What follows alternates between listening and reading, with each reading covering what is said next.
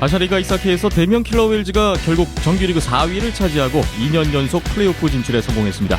이제 이번 주말부터는 사할린대 대명 킬러 웨일즈, 안양 한라대 오지글스의 플레이오프 세미파이널이 펼쳐집니다.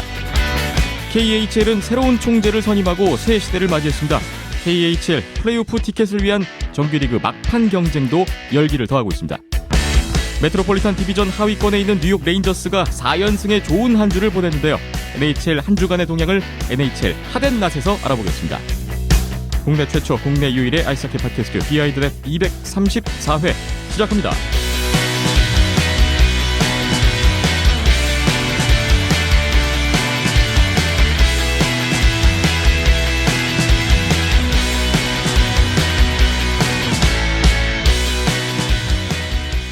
비하인드넷 234회 출발했습니다. 2월 17일 월요일 오후에 녹음을 하고 있습니다. 안녕하세요. 김태범입니다. 박김찬 PD, 이현섭 기자 함께하겠습니다. 안녕하세요. 네, 안녕하세요. 일요일까지 대명과 사할린 3연전 중계 마치고 바로 다음 날 눈이 내리고 있는 월요일 오후에 녹음을 진행하고 있습니다. 폭설이네요. 올겨울에 진짜 서울은 제대로 된 눈이 처음 온 것 같아요. 그러네요. 처음으로 쌓였습니다.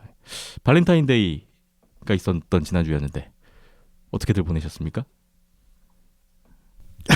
뭐였는지 기억이 안 나네요. 굳이 발렌타인데이라고 얘기를 해야 됩니까? 그냥 금요일이었잖아요. 혹시 초콜릿은 드셨는지? 아니요. 아니요. 박기철 PD님은 받으셨잖아요. 아, 예, 그 동호회 팀, 네, 경기장에서. 예, 동호인, 예, 분들 그 대명 팬분이 계시는데, 네. 예, 아드님과 함께 경기를 항상 보러 오시거든요. 예, 그래서 오실 때마다 저희 스태프들을 위해서 간식거리를 아이고. 네, 가져다 주시는데 또 저희까지 챙겨주시느라고 너무나 감사합니다. 네, 그 덕에 초콜릿을 먹어봤습니다. 네. 참 발렌타인데이에 뭐 사랑이 오고 가는 훈훈한 지난 금요일이 되지 않았을까 싶고요. 저는 갑자기 생각지도 못하게 전 여친이 초콜릿을 줘가지고 깜짝 놀랐습니다. 전 여친이자 현 부인께서 초콜릿을 생각지도 않았는데 네. 많은 분들이 좀 즐겁고 좀 따뜻한 발렌타인을 보내셨기를 기대해 보면서 오늘 댓글 먼저 보면서 출발해 보겠습니다. 유튜브 댓글 프란시스 기원님이 2월 12일 수요일에 댓글을 주셨습니다. 제가 확인이 좀 늦었어요. 녹음하느라고. 어제 프롱고의 영구 결번 소식이 있었습니다. 이긴나와 루옹고도 최근에 은퇴했으니 크로스비와 말로를 제외하면 밴쿠버 금메달의 영웅들 대부분이 박수 속에 퇴장 중입니다. 아참, 이현석 기자님은 토론토 유니폼 가지고 계시다면 누구 번호로 마킹하셨나요? 최근 몇 년간 토론토에서 큰 족적을 남긴 러시아 선수가 딱히 떠오르질 않네요. 라는 댓글이에요. 토론토에서 족적을 남긴 러시아 선수가 있나요? 누가 있을까요? 역사적으로 따지면 많긴 많습니다. 근데 최근에는 이제 니키타 자이체프 선수가 있었고 또 지금은 일리아 미헤이프 선수가 있죠. 네. 그죠? 이번에 올해 이제 들어갔죠. 저지를 갖고 계신가요? 예, 미헤이프 선수도 가지고 있습니다. 네. 근데 사실 자이체프 선수도 가지고 있는데 지금 오타와로 이적을 한 상황이기 때문에 약간은 가치가 떨어지지 않았나. 7년 계약 딱 맺은 그 다음 해인가 주문했던 걸로 기억이 나는데 7년의 반의 반도 뭐 채우지 못하고 오타와로 이적을 하는 그 라이벌 팀이죠. 이적을 하는 또 그런 상황이 있었죠. 예. 프란시스 기원님, 네, 이현숙 기자님은 그러하시답니다. 네, 예전부터 이제 리복 때부터 이제 제가 뭐 많이 가지고 있는데 그때는 좀 그런 게 있었습니다. 라이벌 팀 저지를 살 수는 없지 이런 게 있었는데 지금은 조금 그런 게 누그러들어서 네. 그렇습니다. 네. 댓글 감사히 보고 갑니다. 다음 잉도님 13일 목요일에 댓글 주셨습니다. 아마 홍보는 물론 아직 하키라는 스포츠가 우리나라의 인기 종목으로 자리 잡지 못했다는 점, 장소가 조금은 먼 강릉이었다는 점 등에서 어쩌면 많은 관심이 부족했고 그로 인해 발생한 결과가 아닐까 합니다. 그럼에도 저 같은 경우 가족과 함께 강릉에 가서 아이스하키를 보고 유니폼도 얻고 경품 당첨되어서 너무 좋았습니다. 유유. 감독님 그리고 선수들의 사인을 받으며 정말 즐거운 시간을 보냈던 것 같았습니다. 그러기에 이 레거시컵이랑 강릉 시티 투어 등을 연관지어서 하키 팬들뿐만 아니라 강릉의 여행을 생각하는 혹은 아이스하키를 보고 싶어하는 가족이나 연인들을 위한 패키지 상품을 만드는 것도 하키를 좋아하지만 접하지 못했던 사람들에게나 하키를 잘 모르는 사람들에게나 좋은 추억과 경험을 제공하여 하키에 대한 관심을 더 높일 수 있는 나름의 방법이라면 방법일 것이라고 생각합니다. 항상 비하인드넷 잘 보고 있습니다. 앞으로 더 좋은 말씀 많이 부탁합니다. 라고 해주셨습니다. 강릉에서 다 보고 오신 잉도님이군요. 경품도 당첨되셨다고 축하드리고요. 좋은 아이디어를 주셨습니다. 이런 그 패키지 상품, 뭐 연계 상품. 그러니까 어쨌든 기존 하키 팬뿐만 아니라 새로운 팬들을 모아야 하는 게 또 큰 과제니까 이런 방법들이 많이 좀 공유가 됐으면 좋겠어요. 좋은 말씀 들었습니다. 잉도님 댓글 감사합니다. 다음 댓글 보겠습니다. 13일 목요일에 형노님 댓글입니다. 수비가 무너져 내린 워싱턴 캐피탈이 낫에 뽑히지 않았군요. 어느 순간부터 예전에 공격에 집중하던 나쁜 버릇이 다시 나오는 것 같아 걱정이네요. 다행히 플레이오프 가기 전에 정신 차리는 계기가 되기를 바랍니다. 박 PD님 말씀처럼 한국 아이스하키 팬이 착한 것도 있겠지만 아이스하키라는 경기의 팬이 너무 없지 않을까요? 관심을 가지고 알아보려고 해도 그들만의 리그처럼 정보를 구하기가 너무 어려우니까요. 한국에서도 많은 팬들이 생겨서 겨울 스포츠의 왕으로 돌아오기를 기대합니다. 라고 해주셨습니다. 지난 회에 저희가 그 레거시컵에 대한 많은 아쉬움을 토로한 것에 대해서 댓글들이 이렇게 올라와 있네요. 네. 그래요. 뭐 형도님 말씀도 일리가 있는 이야기인 것 같고요.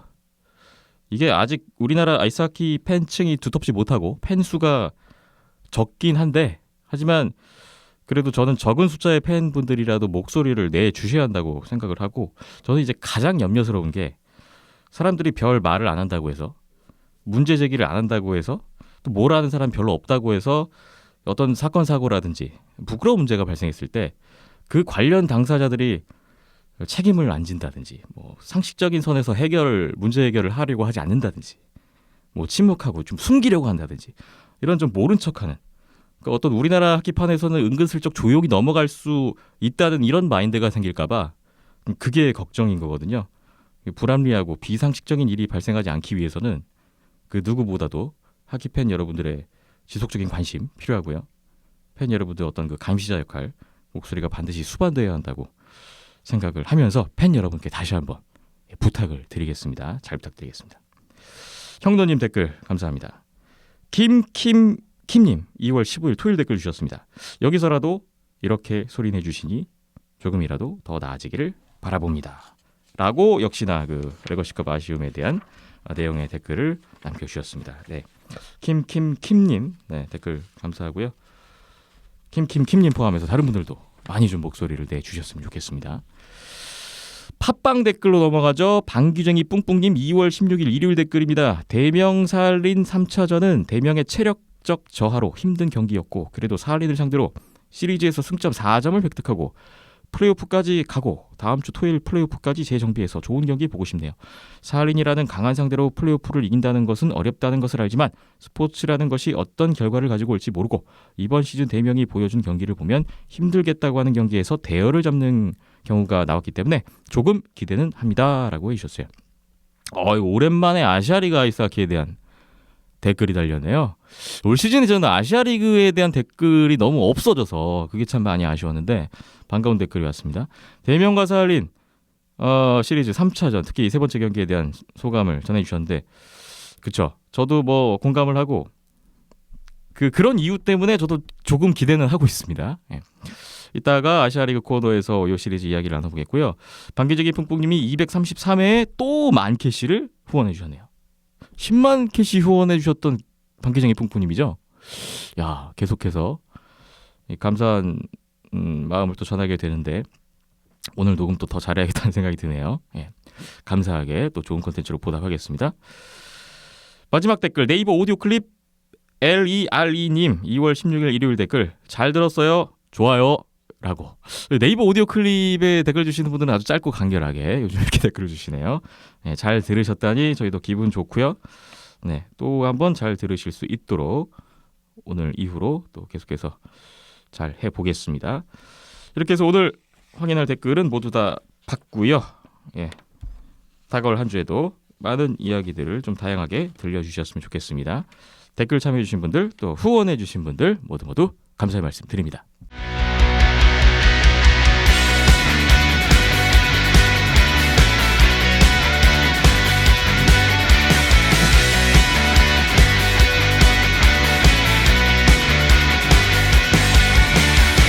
비하인드넷 오늘은 아시아리그 아이스하키 지난 한 주 먼저 리뷰를 해보겠습니다. 정규리그의 마지막 일정이 진행됐던 아시아리그 이스하키. 어제 경기를 끝으로 정규리그 최종 순위가 모두 가려졌습니다. 마지막 4위 자리를 누가 차지할 것이냐 정말 중요한 결과가 달려 있었는데 대명 킬러 웨일즈가 4위 자리 막차를 타면서 플레이오프 진출 성공을 했습니다. 오늘 한 시리즈씩 정리를 먼저 해보겠습니다. 우리나라 서울 목동 아이스링크에서 대명 킬러 웨일즈 대 사할린의 3연전 2월 13일, 15일, 16일, 목요일, 토요일, 일요일 경기로 있었습니다. 13일 목요일에 양팀의 시즌 4차전에서는 대명 킬러 웨일즈가 4대1로 정규승을 거뒀는데요. 이날 대명 알렉세이 이바노프, 사할린 블라디슬라프 포킨 선수가 골리로 선발 출장했습니다. 대명 마이크 테스트위드 선수가 3골, 해트트릭을 기록하면서 팀 승리를 주도했고 브라킥스 3도움, 안정현 선수 2도움, 대명 인라인에서 3골을 만들었습니다. 대명 김우영 선수가 아시아리그 통산 300경기 출장 달성한 경기였고 정정현 선수는 부상에서 돌아온 날이었습니다. 대명이 연고지 이전 후에 서울 목동에서 첫 홈경기였는데 승리로 장식을 했고요. 대명이 2승리 되면서 이 결과로 니코 아이스박스는 올 시즌 플레이오프 진출 실패가 확정됐습니다. 15일 토요일에 양팀의 시즌 5차전이 이어졌는데 이날은 최종 스코어 2대1 한 골차로 사할린이 정규승을 가져갔습니다. 이날은 사할린 데니스 코로바에프 골리가 나왔고요. 대명은 알렉스 이바노프 선수가 그대로 나왔습니다. 대명이 이날 지는 바람에 플레이오프 진출 확정짓지 못했고요. 결국 이제 플레이오프 진출 여부가 최종전까지 가게 되는 결과였습니다. 16일 일요일에 양팀의 시즌 6차전 정규리그 마지막 경기가 펼쳐졌습니다. 이날 경기가 좀 뜨거웠죠. 대명이 4대1까지 앞서 나가고 있던 경기였는데 마지막 3피리어드 7분 동안 3실점을 하면서 4대4 동점을 허용했고 결국 연장에 가서 사할린 니콜라이 스톨리아렌코 선수의 골든골로 사할린이 대역전승을 거뒀습니다. 이날도 데니스 코로바에프, 알렉스 이바노프 선수의 골리 대결이었고 사할린은 니콜라이 스톨리아렌코 선수가 3피리어드 후반에 추격골에 연장 골든골 2골, 그리고 데니스 코발리오프 선수도 추격의 쇼텐디드 골에 3피리어드 종료 직전에 동점골 역시 2골.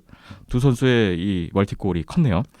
양팀의 이번 목동 3연전은 1승 1연장승 1패, 승점 5점을 얻은 사할린이 위닝 시리즈를 가져갔고 양팀의 올 시즌 정규리그 전적은 6전 3승 1연장승 2패, 승점 11점으로 사할린의 우위로 끝났습니다. 자, 이렇게 해서 세 경기에 대한 일단 서머리를 해드렸고요. 일단 경기 보신 각각의 감상평부터 들어보죠.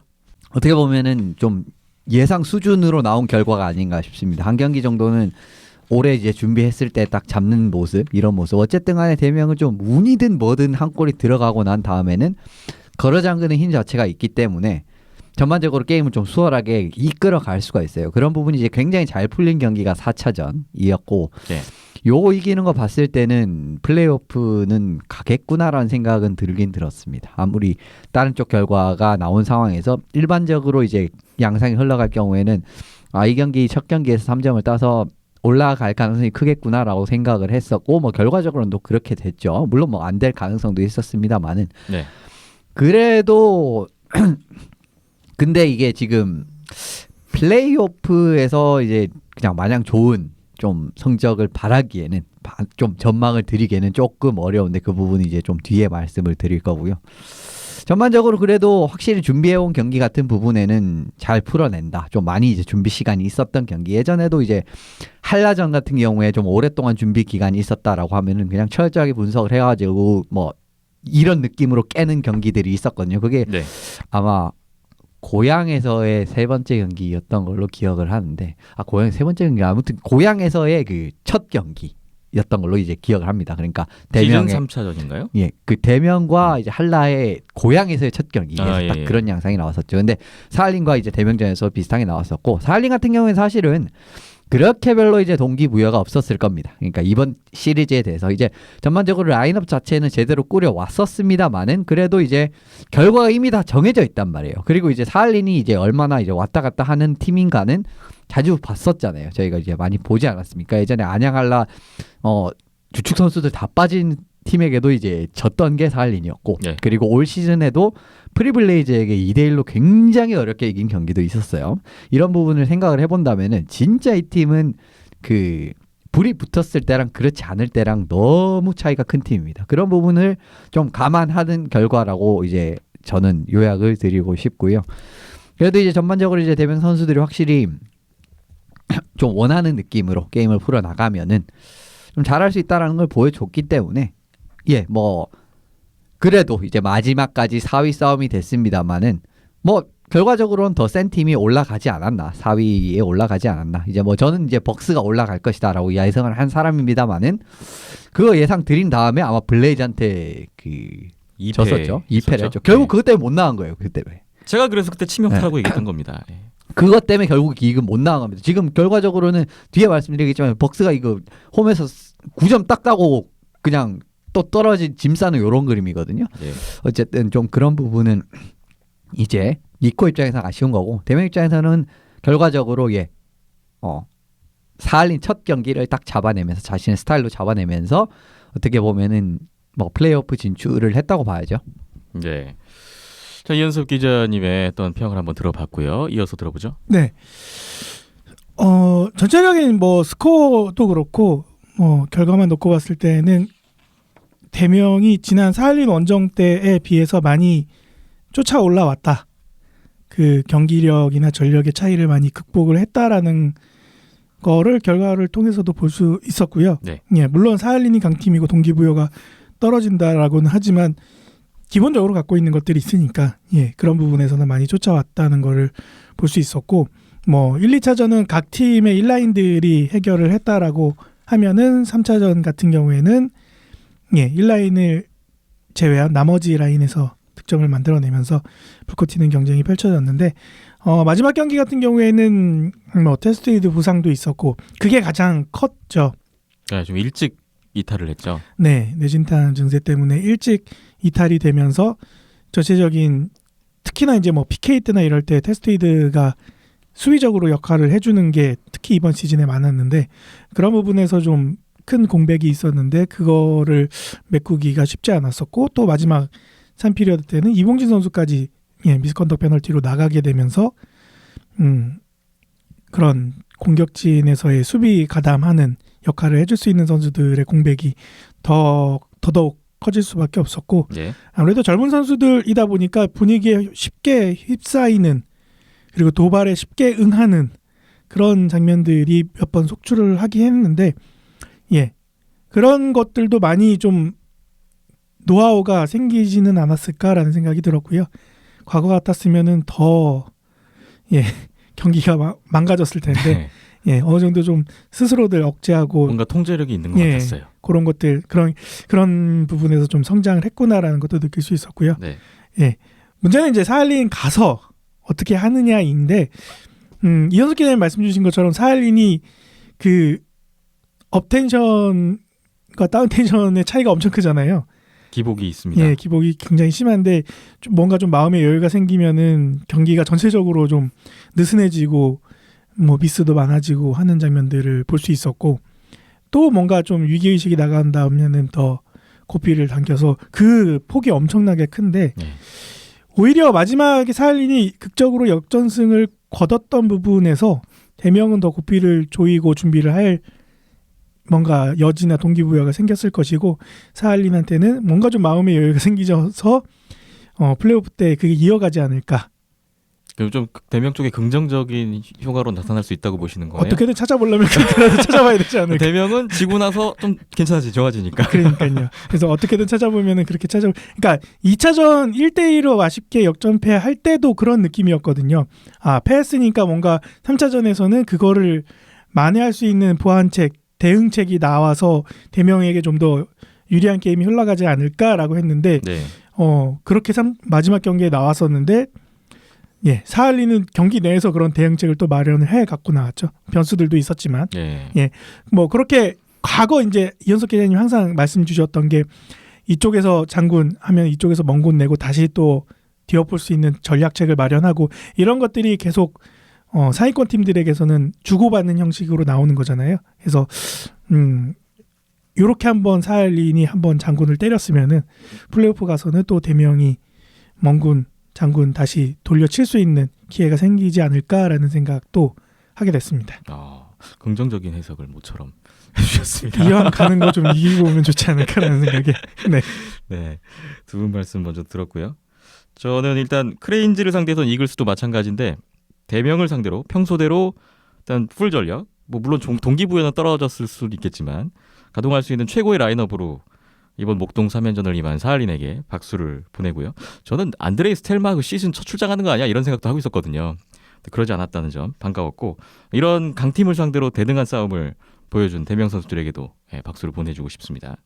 물론 마지막 경기를 졌는데 다른 팀의 도움으로 플레이오프에 올라가게 돼서 조금은 민망한 상황이 되긴 했지만 그래도 대명이 그동안 벌어놓은 승점과 승리 뭐 그런 과정의 결과가 있었기 때문에 올라갈 수 있었던 거니까 대명이 플레이오프 진출할 자격이 충분히 있다. 이렇게 생각합니다. 그 4차전은 일단 대명이 상대의 실책을 놓치지 않고 뭐 이재희 선수가 바로 골 넣고 뭐 실점에 바로 또 달아나는 골 이런 좀 흐름을 잘 잡았던 것 같고 5차전은 뭐 조재영 해설위원도 말씀을 하셨는데 좀 3피리어드의 뒷심이 생각보다는 부족했다. 네, 3피리어드의 뭐 유슈팅 수도 좀 많이 밀렸고요. 6차전은 뭐 박힘찬 PD님 말씀 주신 대로 좀 부상 이탈에 페널티가 많아지면서 전체적으로 좀 체력 소모가 컸다는 부분, 뭐 다른 부분도 말씀해 주셨죠. 뭐 공감을 합니다. 저는 이날 연장전이 조금 눈길을 끌었는데 대명은 평소에 연장 들어가면 수비수 2명에 공격수 1명 이렇게 3대3을 운영하거든요. 근데 그동안 보면은 연장에서는 어떻게 좀 이기는 것보다는 지지 않는 경기 운영을 했던 대명이었는데 이날은 달랐어요. 출발은 브라이언 영, 서영준, 브라킥스로 갔는데 이후에 김우영, 전정우, 이총현 나오고 그 다음은 김혁, 이종민, 이민호 선수가 나왔습니다. 결국은 마지막에 이종민, 이민호 선수가 꼬이면서 니콜라이 스토리아라는 선수를 완전히 놓치고 이제 골든골을 내주고 올 시즌 첫 연장패라는 결과를 나왔거든요. 이게 이미 플레이오프 진출이 확정된 상태에서 들어간 연장이라서 뭐 어떤 승패에 대한 부담은 덜어낸 상황이라서 평소와는 좀 다른 카드를 써본 것인지 아니면 뭐 당시에 팀 내 어떤 사정이 있었던 것인지 뭐 어떤 생각이었는지는 그 이유는 알 수가 없는데 물론 플레이오프에 가면 3대3 연장은 없으니까 뭐 앞으로 또 볼 일은 없긴 하죠. 근데 어쨌거나 평소에 대명답지 않게 이 3대3 조합을 수비수 1명에 공격수 2명을 가동했다는 이날 대명 연장전은 좀 저로서는 좀 의아했고 그 이유가 좀 궁금해지는 대목이었습니다. 이제 가장 중요한 거. 이번 시즌 5차전, 6차전에서 3피리어드 막판 골 여부에 대한 오심이 각각 한 개씩 나왔습니다. 5차전 3피리어드 종료 2분 3초 전에 사할린 안드레이 코네프 선수의 엠티넷 골이 인정되지 않았는데 저는 생중계를 하고 있었을 때도 왜 비디오 판독 안 하지? 사할린 쪽에서 왜 항의 안 하지? 이런 생각을 하면서 내가 잘못 본 건가? 그게 좀 의아했었거든요. 그러니까 나중에 중계 화면으로 다시 확인해 본 결과 명백히 엠티넷 골이 맞습니다. 그러니까 스코어 3대1이 됐어야 되는 건데 2대1이 유지되고 그대로 경기가 끝났어요. 만약에 이후에 대명이 동점골을 넣었다면 이게 또 그 노골 판정이 충분히 논란이 될 수 있었던 오심이지 않았나 싶고요. 그리고 6차전 3피리어드 종료 그 버저와 함께 들어갔던 데니스 코발료프 선수의 동점골 상황 역시 중계 화면으로 확인한 결과 버저가 먼저였던 것으로 확인됐습니다. 버저가 울린 뒤에 퍽이 골라인을 통과했다는 거를 저희 온더스포츠 중계 화면을 보시면 모든 분들 확인하실 수가 있습니다. 그런데 이때 심판진이 비디오 판독을 해서 그 결과 골을 선언했거든요. 비디오 판독에도 불구하고 오심이 나왔다는 거는 이건 좀 큰 문제가 아닌가 그런 생각을 하고요. 결국은 4대3 대명의 정규승으로 끝났어야 할 경기가 연장으로 들어가서 승부가 뒤집혔습니다. 이 골 판정은 완전히 승부를 뒤집은 치명적인 지금 오심이 됐거든요. 만약에 이날에 크레인즈가 오지글스한테 정규승 거두고 이 오심으로 대명이 승점 3점 얻을 거 1점에 그치면서 이제 플레이오프 진출 못하게 됐다면 어떻게 할 뻔했습니까? 그러니까 다른 분들은 좀 생각이 다를 수는 있겠는데 제 기준에서는 5차전, 6차전 그 두 가지 상황이 다 그렇게 판정하기 어려운 상황이었나? 라는 좀 생각을 해보게 되고 충분히 제대로 확인할 수 있는 상황들이라고 보는데 이런 그 경기 막판에 정말 승부를 결정하는 중요한 상황에서 연달아 오심이 나왔다는 점은 좀 많이 실망스러웠어요. 네. 어떻게 보완을 해야 돼요? 근데 더 돈을 쓰면 됩니다. 돈으로 시스템 보완을 해야 된다. 그렇죠. 네, 돈을 더 써서 네, 구체적으로 좀 어떻게 골판독 시스템도 지금은 단순히 뭐 시간까지 체크는 못하는 걸로 알고 있거든요. 전 구단 골판독 시스템들이 다 비디오 판독을 통해서 시간 확인을 못 한다고요? 네. 그렇게 되면 오심이 발생할 수가 있는 부분이 뭐냐면은 그 끝나면은 골 뒤에서 이제 빨간 불이 들어오잖아요. 피리어드가 종료될 때. 네. 근데 이제 그걸 이제 누르는 타이밍이 아무래도 버저랑 일치를 안 하면은 그것도 다 수동이죠. 그러니까 불이 안 아시아리그. 들어왔을 때 골이 들어간 겁니다. 근데 버저는 앞에 울린 거예요. 그런 시간적인 오차가 조금은 생길 수가 있습니다. 네. 그런 부분이 저는 그러니까- 생겼다라고 생각을 하는데. 네, 그러니까 그런 시스템의 보완이 필요하고요. 네. 그러니까요. 그거 다 돈이고요. 네. 그리고 지금 현재 뭐 아시아 리그 같은 경우에 뭐 대부분의 뭐 다른 리그들도 비슷하긴 하지만 이제 골박스에 이제 골 판독을 해주는 심판이 따로 존재를 하잖아요. 네. 근데 아무래도 뭐 경기 내 라인즈맨이나 뭐 주심도 마찬가지고 이게 사람이 직접 보는 거다 보니까 예. 정말 순간적으로 맞고 나오거나 뭐 골 안쪽 포스트를 맞고 나오거나 바깥쪽 포스트를 맞고 나오는 거를 정확하게 인지를 하기가 어려운 경우들도 있습니다. 예. 선수들에 가려서 못 볼 수도 있고. 예. 그러다 보니까 그런 부분에 대해서는 이제 비디오 판독을 시행을 하게 되는데 예, 그것도 돈이고요. 그리고 NHL 같은 경우에는 비디오 판독을 할 때 이제 여러 장면에서의 카메라들이 있고 그런 걸로 바로 판단을 하니까 따로 골대 뒤에는 골심이 없잖아요. 그런 걸로 알고 있습니다. 네. 그래서 비디오 저지가 따로 있으니까요. 네. 비디오를 이제 예. 요청을 하면은 그 상황실에 예. 이제 연락을 해서 이제 상황실에 있는 이제 그 심판이 판단을 그렇죠. 해주시죠. 예, 그래서 그렇게 비디오 저지가 있으면 골심이 필요 없다라는 걸로 알고 있는데, 예, 그것도 돈이고요. 예.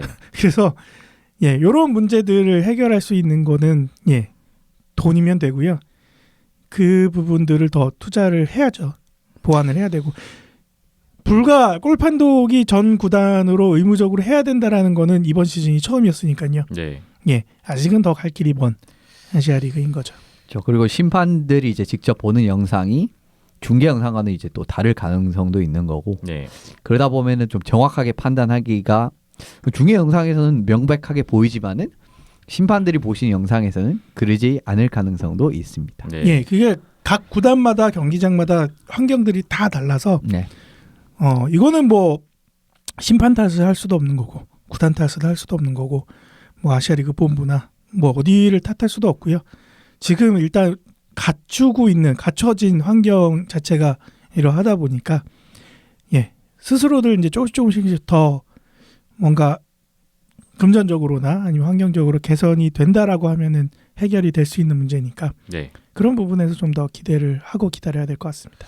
물론 사람이 확인하고 판단을 내리는 거니까 뭐 하다 보면 뭐 못 볼 수도 있고 어떤 조건에 의해서 실수를 할 수도 있고 뭐 그렇긴 한데요.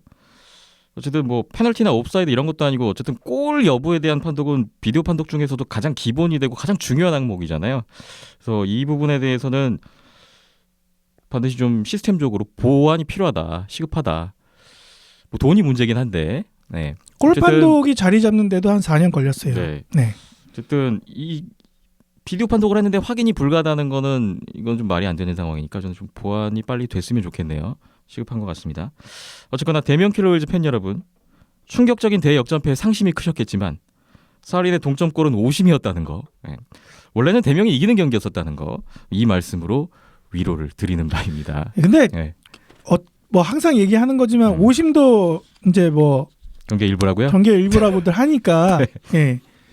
뭐 이거 아니었으면 이겼어요. 이거렇게 얘기하는 것도 좀 머쓱한 거고요. 그냥 예. 이 상황 자체가 나왔으면 안 됐어요. 예. 그렇죠. 6분 남겨놓고 3골을 만들어주는 대명의 그런 급격한 그런 부분에서 원인도 찾아야 될 거고. 물론 예. 그 원인이 있는데 저는 어쨌든 이걸로 승부가 완전 뒤바뀐 이 예, 상황이라. 그거는 예, 문제는 예. 문제긴 한데 예. 그걸로 뭐 이거 아니었으면 이겼어요. 뭐 이런 식으로 가는 것도 조금은 예, 뭐 애매하지 않나 생각이 그런 각자 들고요. 다를 네. 수는 있겠군요. 예. 자, 이렇게 해서 대면 킬러 웨일즈와 사할린의 3연전 정리를 모두 마치겠습니다. 다음 시리즈 2개가 더 있는데요. 일본 니코에서 니코 아이스벅스 대 도크 프리블레이즈 3연전 2월 14일, 15일, 일요일, 금토일 3일 동안 있었습니다. 14일 금요일에 양팀 시즌 4차전에서 6대 2로 아이스벅스가 승리를 거뒀고요. 이날 아이스벅스 이노우에 미스아키 골이 나왔고 프리블레이즈는 하타 미치카즈 선수가 선발로 나왔고 후루카와 슌 선수가 교체로 나왔군요. 아이스박스의 후루아시 마쿠루 선수가 4골을 터뜨렸던 경기였고요. 아이스박스가 4연패를 끊었습니다. 15일 토요일에 시즌 5차전 양팀의 최종 스코어는 5대2 역시 아이스박스 승리였는데 역전승을 거뒀던 아이스박스였습니다. 이날은 아이스박스의 후쿠지 유타카 선수, 프리블레이즈 후루카와 슌골리 대결이었습니다. 아이스박스의 후루아시 마쿠루 선수가 이날도 동점골의 결승골 포함해서 3골 해트트릭을 장렬했고 스즈키 유타 선수가 3피리어드 파워플레이골로 역전 결승골을 넣었군요. 프리블레이즈의 스즈키 로이 선수가 매치 페널티를 받았는데 5경기 출장 정지 징계를 받았습니다. 다음 날에 시즌 최종전 결장이 됐습니다. 16일 일요일에 양팀의 시즌 6차전 7대4라는 스코어로 아이스박스가 승리를 했습니다. 프리블레이즈가 브렛 파넘 선수 해트트릭으로 역전까지 했는데 아이스박스가 3피리어드 4골로 재역전승을 가져갔네요. 이날은 아이스박스 류 쇼타로 선수가 선발 출장, 올 시즌 첫 출장했던 경기였는데 중간에 교체됐어요. 후쿠지 유타카 선수가 교체로 나와서 34분 소화했습니다. 프리블레이즈는 하시모토 미치오 선수가 시즌 8번째 출장을 기록한 경기였네요. 아이스박스의 후루아시 마쿠루 선수가 이날도 엠티넷 골 1골 추가하면서 시즌 21골. 결국은 득점왕까지는 가지 못했고 골 3위로 시즌을 마쳤지만 이번 3연전 3경기에서 8골이라는 기염을 토했습니다. 프리블레이즈는 브렛 파넘 선수가 이날 해트트릭, 이번 3연전 3경기 3골 3돈 분전했는데 경기를 이길 수는 없었네요. 니코 3연전 3승 승점 9점 아이스박스가 수입했고요. 양팀의 올 시즌 정규리그 전적이 6전 4승 2패 승점 12점 아이스박스의 우위로 끝났습니다. 니코에서 아이스박스가 그래도 욕을 먹지 않을 정도의 결과는 된 것 같은데요. 어떻게 보셨습니까? 뭐 할 수 있는 거 최대 다 했죠. 왜냐하면 승점 1.9점을 따고 나서 이제 봐야 되는데 어쨌든 뭐 첫날부터 이미 이제 시리즈 들어가기 전부터 이미 이제 뭐 희망이 없어졌습니다만은 그래도 뭐 니코의 그 진짜 몇 퍼센트 안 되는 그 가능성을 달성하기 위해서는 승점 9점이 필요했는데 어쨌든 3연전에서 달성을 했다라는 점은 예 뭐 잘했다라고 말씀을 드릴 수가 있는 거고 결과적으로 좀 류쇼타로 선수가 처음으로 마지막 경기에 나왔는데 사실 어쨌든 플레이오프 떨어졌으니까 마지막 경기라도 이제 뛰면서 한 경기 뛰어봐라라는 느낌으로 나왔던 것 같은데 이마저도 우수수 실점하고 후쿠지가 또 나와야 됐다는 게 참 이 벅스도 어지간히 답답한 상황이구나라는 걸 또 이제 볼 수 있었던 그런 장면이라고 할 수가 있을 것 같습니다. 블레이즈도 네. 사실 어지간히 답답한 건 마찬가지인데 이렇게 3차전 잘해놓고 집니다. 이렇게 잘해도 역전패를 당하는 게 또 블레이즈라는 게 네. 이렇게 보면은 올 시즌에 왜 이제 이 팀이 정말 좋지 않았는가라는 걸 또 직접적으로 볼 수가 있었고요.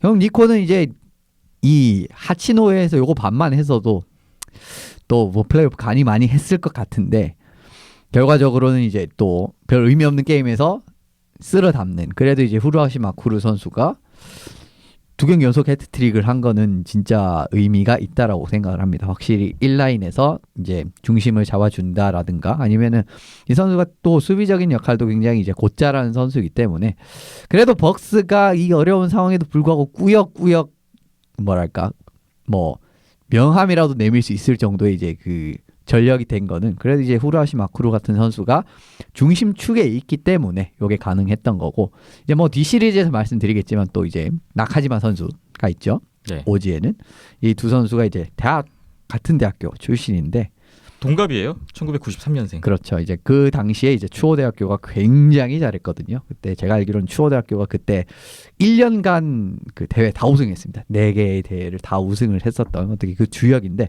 그 선수들이 그대로 올라와서 이제 아시아리그에서도 거의 뭐 탑 클래스 선수가 된다라는 걸 좀 보여준 거는 예, 확실히 뭐 어쨌든 일본 학기가 기본 토대가 있기 때문에 어느 정도 수준의 선수들은 꾸준하게 나온다라는 거 이것도 한번 확인할 수 있었던 물론 이제 그게 없는 팀도 있습니다. 하지만 그래도 이제 뭐 드문드문 지금 또 좋은 선수들이 나오고 있거든요. 그런 부분에서 뭐 앞으로 후루아시 선수 같은 선수들은 또 일본 국가대표팀에도 중심축이 될 만한 선수이기 때문에 예, 뭐 그런 그 정도의 활약을 예, 니코에서 이번에 올 시즌도 그렇고 지금 3연전에도 그대로 보여주지 않았나 싶네요. 네. 어떻게 보면은 좀 타나카고 선수의 이제 좀 계보를 잇는 느낌으로 왜냐하면 두 선수가 그렇게 큰 신장이 아님에도 불구하고 굉장히 활동량이 많고 공격적인 부분에서도 나쁘지 않으면서 수비적인 부분까지 어느 정도 이제 커버가 확실히 가능한 이런 부분에서 두 선수가 굉장히 유사점이 있기 때문에 어떻게 보면 좀 이제 좀 뒤를 잇는다는 건 좀 그런데 왜냐하면 같은 팀이 아니니까 그래도 이제 좀 그런 느낌으로서의 좀 에이스 활약이 가능하지 않을까라고 생각을 합니다. 네. 지난해 그 아버지가 일본에서 유명한 방송인이자 연예인이라고 소개를 해드렸던 후루아시 마쿠루 선수인데 이번 시리즈 대단했고 진짜 뭐 후루아시 마쿠루 나카지마 쇼고 이 26살 동갑내기 두 선수가 앞으로 최소 5년에서 한 10년은 일본 하키를 이끌어갈 중심이구나 뭐 이런 것을 다시 한번 느끼게 됩니다. 박기천 PD님. 예. 대세를 확인할 수 있는 일본의 대세가 누구인가를 확인할 수 있는 시리즈였고 또 한편으로는 일본도 참 자국 골리 자원이 신속지가 않구나. 네. 후쿠지의 뒤를 이을 골리는 누가 과연 있을까 하는 그런 생각이 또 되는 양팀 골리들이었죠. 이번 니코 3경기에서 총 26골이 나왔습니다. 물론 뭐 수비도 문제가 있었겠지만 플레이어들의 네. 공격력이 워낙 뛰어난 것도 있지만 네. 예, 좀 균형 있게 밸런스 있게 올라가야 되는데 어느 한쪽만 능력치가 올라가면 안 되잖아요. 네. 그래서 골텐리 부분은 일본에서도 참 걱정이겠구나라는 생각을 하게 됐네요. 근데 뭐 우리나라도 마찬가지긴 그러니까요. 한데 이번 시리즈 보면서 저는 뭐 아이스박스나 프리블레이즈나 둘 다 골리 보강이 시급하다. 예. 진짜 수준급 외국인 골리 보강이 있어야 되는 것 같아요. 성적을 내려면. 그래서 일각에서는 그런 목소리도 있습니다. 왜냐하면 이제 너무 자국 골리들을 안 쓰니까 왜냐하면 이거는 사실 자국 골리들을 안 쓰면 결과적으로는 그 자국 하키의 경쟁력도 떨어지는 거랑 똑같은 거거든요. 네. 왜냐하면 지금 뭐 언제까지 기화만 하고 있을 수는 없잖아요. 뭐 일본은 사실 이제 지금 기화를 안 하고 있는 거고 물론 뭐 여력도 없고 그런 부분도 있습니다만 안 하고 있고 우리나라도 언제까지 기화를 할 수는 없는 겁니다. 그런 부분을 감안을 한다면은 좀 자국에서 괜찮은 어떻게 보면 진짜 아시아리그 수준에서라도 진짜 뭐 특급의 활약을 보여줄 수 있는 이 정도의 권리는 한국, 일본 뭐 둘 다 필요한데 그렇기 때문에 일각에서는 이제 자국 골리 쿼터를 해야 된다. 그래서 일정 경기는 무조건 이제 일정 수준 이상은 주전으로 출장을 시켜야 된다. 뭐 이렇게까지도 이제 주장을 하시는 분들이 계시는 걸로 압니다. 네. 그런 부분에서 근데 좀 한 번 더 한번 고민해 볼 만한 주제인 것 같아요. 그러니까 뭐 무작정 이제 외국인 골리를 쓰지 말자라기보다는 어느 정도는 이제 무조건 좀 출장을 하게끔 뭐 시즌의 해야 몇 %는 자국 골리로 해야 된다. 뭐 그렇죠. 이런 규정. 그런 부분이 있어야 어쨌든 뭐 일본도 그렇고 한국도 그렇고 조금은 이제 그 경쟁력이 살아날 것 같은. 어떻게 보면 근데 뭐 또 어떻게 따지면 그래도 일본 같은 경우에는 물론 이거는 여력이 없기 때문에 그 들어오는 좀 기대하지 않았던 그런 거긴 합니다만 그래도 일본 같은 경우에는 두 팀이 지금 어쨌든 경험치 자체는 매겨줄 수 있는 상황이에요. 물론 그 니코 같은 경우에는 좀 노장 골리에 그냥 의존을 하는 거고 블레이즈 같은 경우는 좀 이야기 다르거든요. 올해는 후르카와 선수가 굉장히 많이 나왔습니다. 그런 식으로 돼야 되는데 사실 우리나라 같은 경우는 지금 몇 년 동안 그런 게 없어요. 네. 그런 부분에서는 조금은 좀 우려되는 바는 있죠. 그 부분에 대한 논의도 필요할 것 같습니다. 니코 시리즈 정리를 해봤고 마지막으로 일본 구시로 시리즈 보겠습니다. 이스트 홋카이도 크레인즈와 오지글스의 2연전 2월 15일, 16일, 토요일, 일요일이 있었습니다. 15일 토요일에 양팀의 시즌 5차전이었고요. 이날 크레인즈가 우에노 히로키 선수의 2골에 힘입어서 스코어 3대1 역전승을 거뒀습니다. 크레인즈 야니스 아우진씨, 이글스 드류 맥킨타이어 골리가 나왔었고요.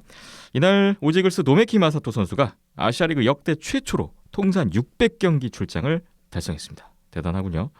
오지글스는 수비수 하시바리오, 곤요스케, 공격수 구지슈에이, 부상자들 모두 복귀를 출장됐고요.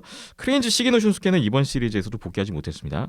크레인즈가 이날 이기면서 플레이오프에 대한 희망을 또 이어갔습니다. 2월 16일 일요일 어제 시즌 6차전 마지막 경기였고요. 계속 크레인즈가 추격을 하면서 2대2 동점까지 갔는데 오지글스가 연속 파워플레이 골로 달아났고 뭐 또 엠티넷 골도 2골이나 있었습니다. 최종 스코어 6대3으로 이날은 오지글스가 정규승을 거뒀습니다. 이날도 오지글스는 뒤로 맥킨타이어 골리가 나왔는데 33분만 소화하고 2대2 동점되고 나서 교체됐습니다. 나리사와 유타 선수가 교체로 나와서 27분 소화했습니다. 크레인즈는 야니스 아우진씨 골이 나왔고요. 이날 이글스의 나카지마 쇼고 선수가 엠티넷 골 포함해서 2골 2도움 4포인트를 추가했는데 이러면서 마지막 경기에 극적으로 45%였던 한라의 김상욱 선수를 제치고 올 시즌 46포인트로 극적으로 올 시즌 포인트왕을 차지했습니다. 올제이글스가 파워플레이 골 3골, 엠피넷 골 2골 넣으면서 이겼군요. 9시로 2연전 1승 1패, 승점 3점씩 동률로 끝났고요.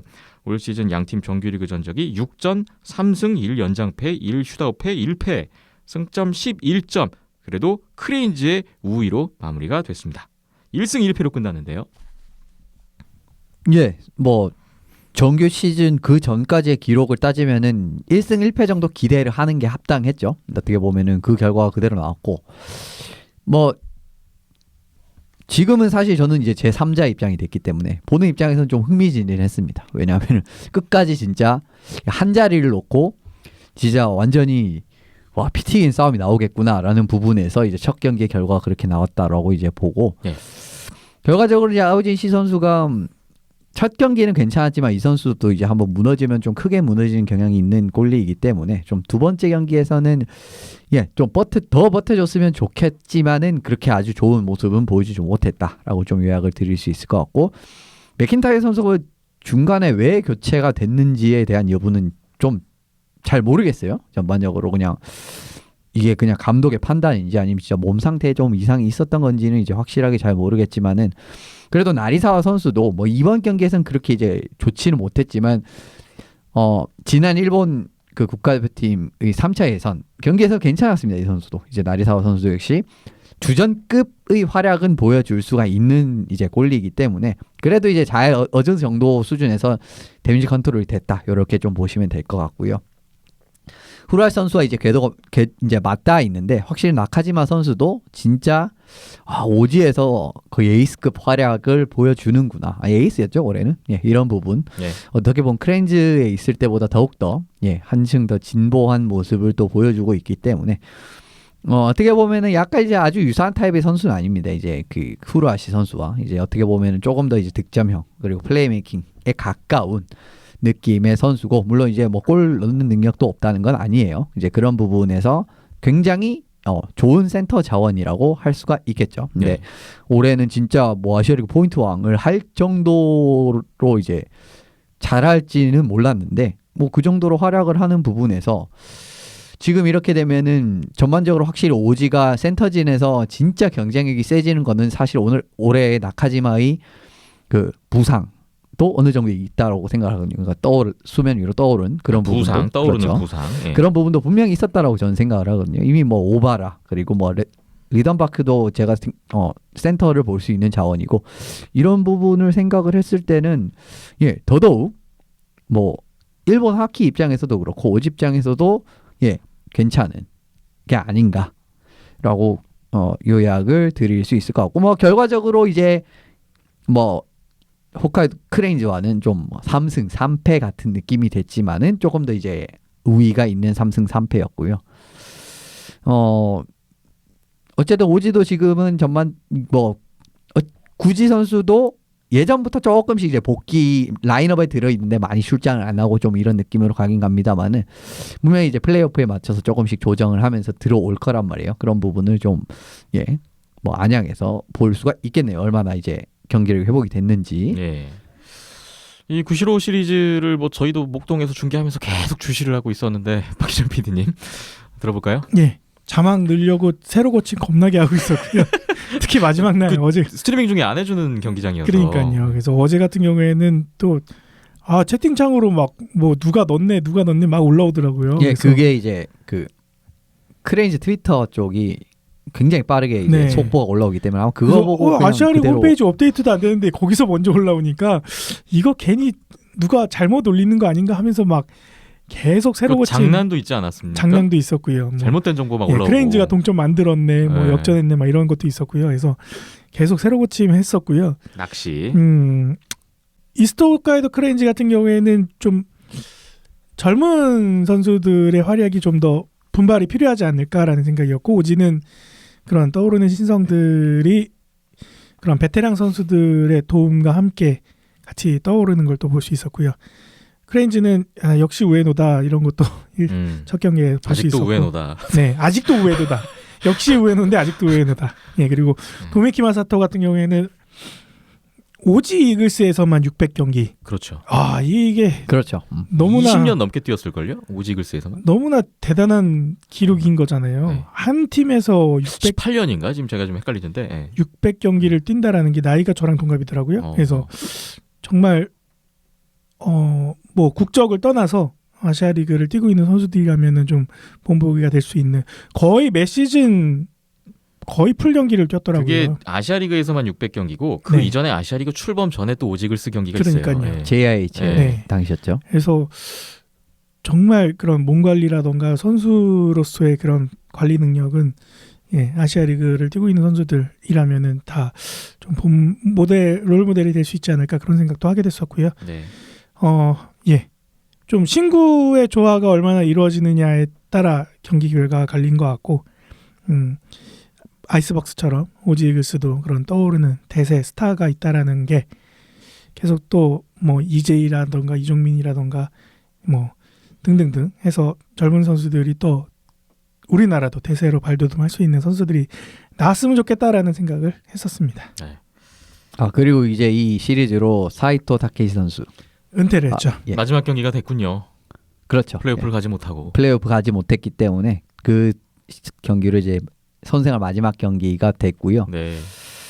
뭐 굉장히 이제 이 선수도 족적을 남긴 선수이기 때문에 뭐 아시아리그 MVP도 오지에서 한 바가 있었고 참 다재다능했었던 선수죠. 사이토 타케시 선수는. 예, 네. 이런 부분에서 뭐 크레인즈에게도 뭐 올해 1년이지만 많이 도움이 됐을 거고 뭐 니코에서도 굉장히 또 좋은 활약을 많이 펼쳤던 선수고 뭐 이런 선수들이 또 이제 은퇴를 하는 시기가 되고 말았고 그리고 이 어떻게 보면 또 크레인즈 같은 경우에 좀 얄궂게도 참 낙하지만은 작년까지 우리 선수였는데 라는 생각이 약간 들었을 거예요. 이 녀석이 비수를 꽂네 이 녀석이. 이런 느낌이 좀 들긴 들었을 거지만 네. 뭐 프로 어떻게 보면 뭐 프로의 세계가 그런 거 아니겠습니까? 예. 그럼요. 예. 구시로 2연전까지 이렇게 총 8경기 정말 중요했던 8경기 정리를 해봤고요. 잠시만 쉬었다가 플레이오프 프리뷰 이야기 나눠보겠습니다.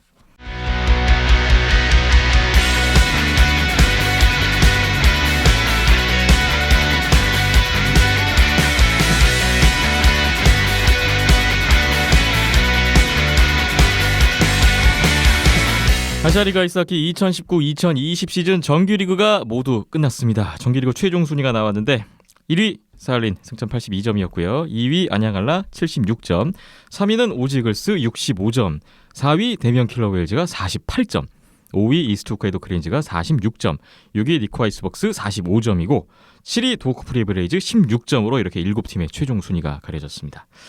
개인 타이틀 수상자도 모두 가려졌는데 골 1위 득점왕은 안양한라의 신상훈 선수와 김기성 선수가 22골로 공동 1위가 됐네요. 12월 21일 그 대면과 한라전 김기성 선수 골로 기록된 거는 한 골 정도 빼야 된다고 계속 생각을 하고 있는데 저 개인적으로 김기성 선수 진짜 좋아하는 선수인데 좀 너무 명백해서 또 그런 생각이 있어요. 도움왕 김상욱 선수가 38도움으로 1위 도움왕 차지했고요. 포인트왕 포인트 1위는 오지이글스의 나카지마 쇼고 선수가 시즌 46포인트 기록했습니다.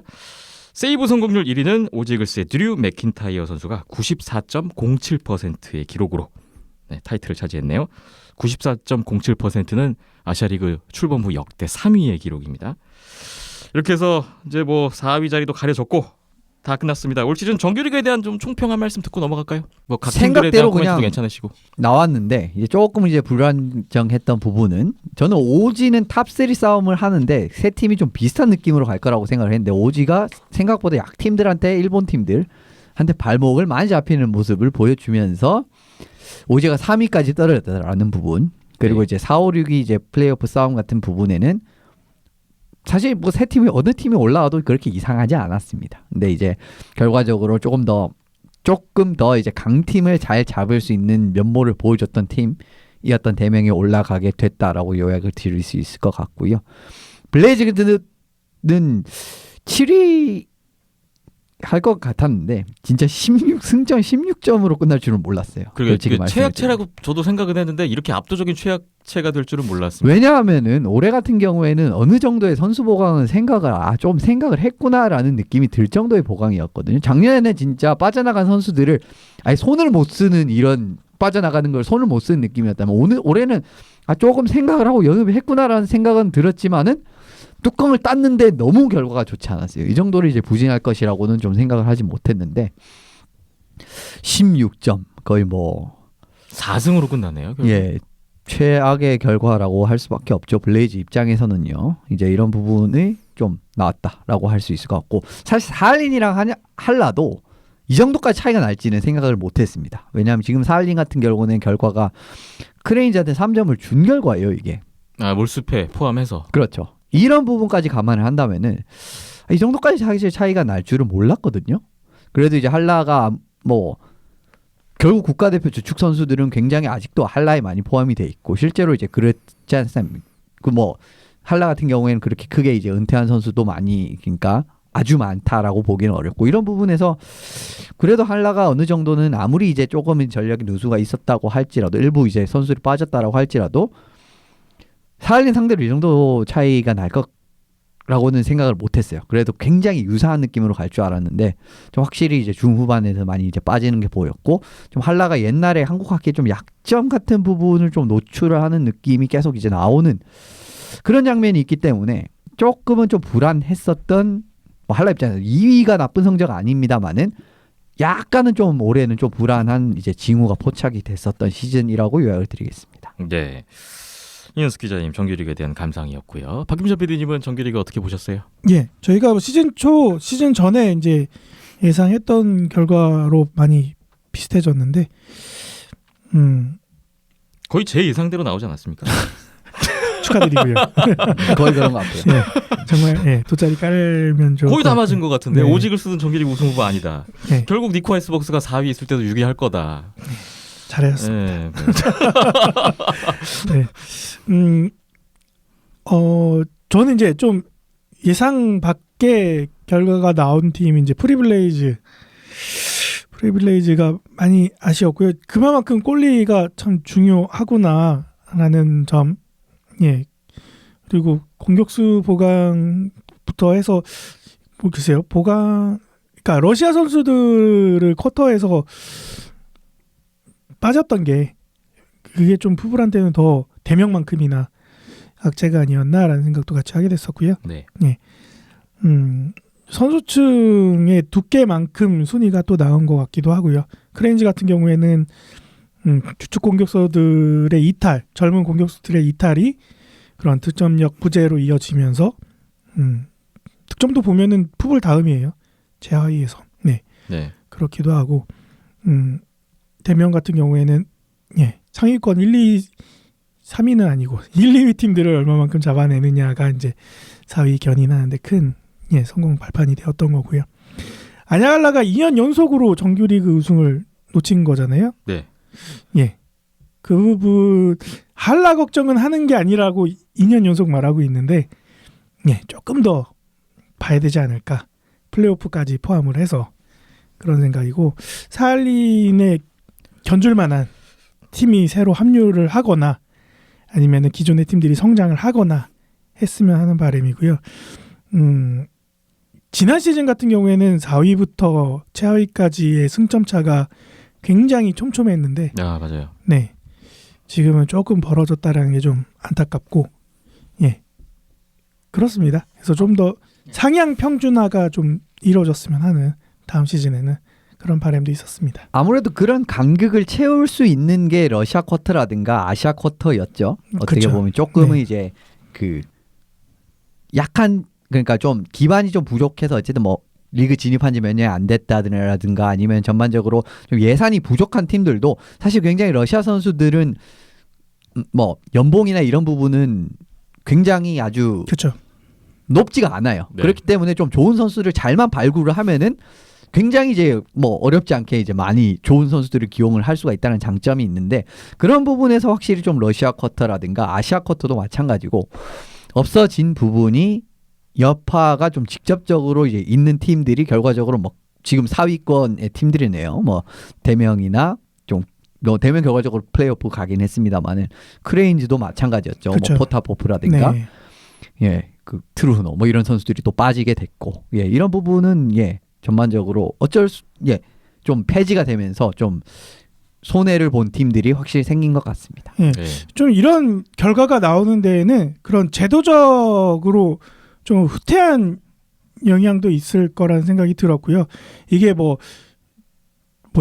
진보적으로 좀 제도를 열어 놓을 수도 있는 거고 또 아니면은 좀 더 보수적으로 또 닫아놓고 또 폐쇄할 수 있는 그런 선택이 있을 수도 있는데 그게 매년 오락가락 바뀐다라는 게 가장 현재 아시아리그의 문제라고 생각이 들고요. 네. 다음 시즌에 또 바뀔 수도 있는데. 네. 그렇죠. 뭐 뛸 팀이 없어서 뭐 대학 선수들 대학 졸업하면 은퇴고 뭐 그게 뭐 한국뿐만 아니라 뭐 비단 일본도 마찬가지이기도 한데 뭐 일본에 많은 대학 선수들이 있고 거기에서 나오는 자원들이 아주 훌륭하다 하더라도 점점점 아시아 리그와 그 레벨 차이가 벌어지고 있는 거는 한국이나 일본이나 마찬가지거든요. 네. 예. 그렇다고 해서 레벨이 안 되는 선수를 무작정 내려와서 아시아 리그에서 뛰길 수도 없는 노릇이고 그렇게 보면은 아시아 리그에서 뛸 수 있는 선수가 없어요. 선수가 없는데 리그 돌아가고 팀을 늘릴 수는 없는 거거든요. 예. 그러면 그만큼 좀 제도적인 뭐 쿼터라던가 이런 부분들이 좀 개선이 되고 선수 확보가 돼야 거기에서 오는 발전 가능성이나 가능성 뭐 그런 부분들을 좀 고려하고 기대를 할 수 있을 것 같은데 조금은 좀 반대 방향으로 가는 느낌이어서 다음 시즌에는 좀 더 그런 부분들이 고려가 돼야 되지 않을까. 항상 이게 돈 때문에 금전적인 뭐 외국 선수들 사오는 거 비싸잖아. 그럼 국내 선수 한 사람이라도 더 써야지. 이런 마인드로 가는 거는 한계가 있다라고 생각이 들고요. 네. 실력이 안 되는 선수를 어떻게 씁니까? 네.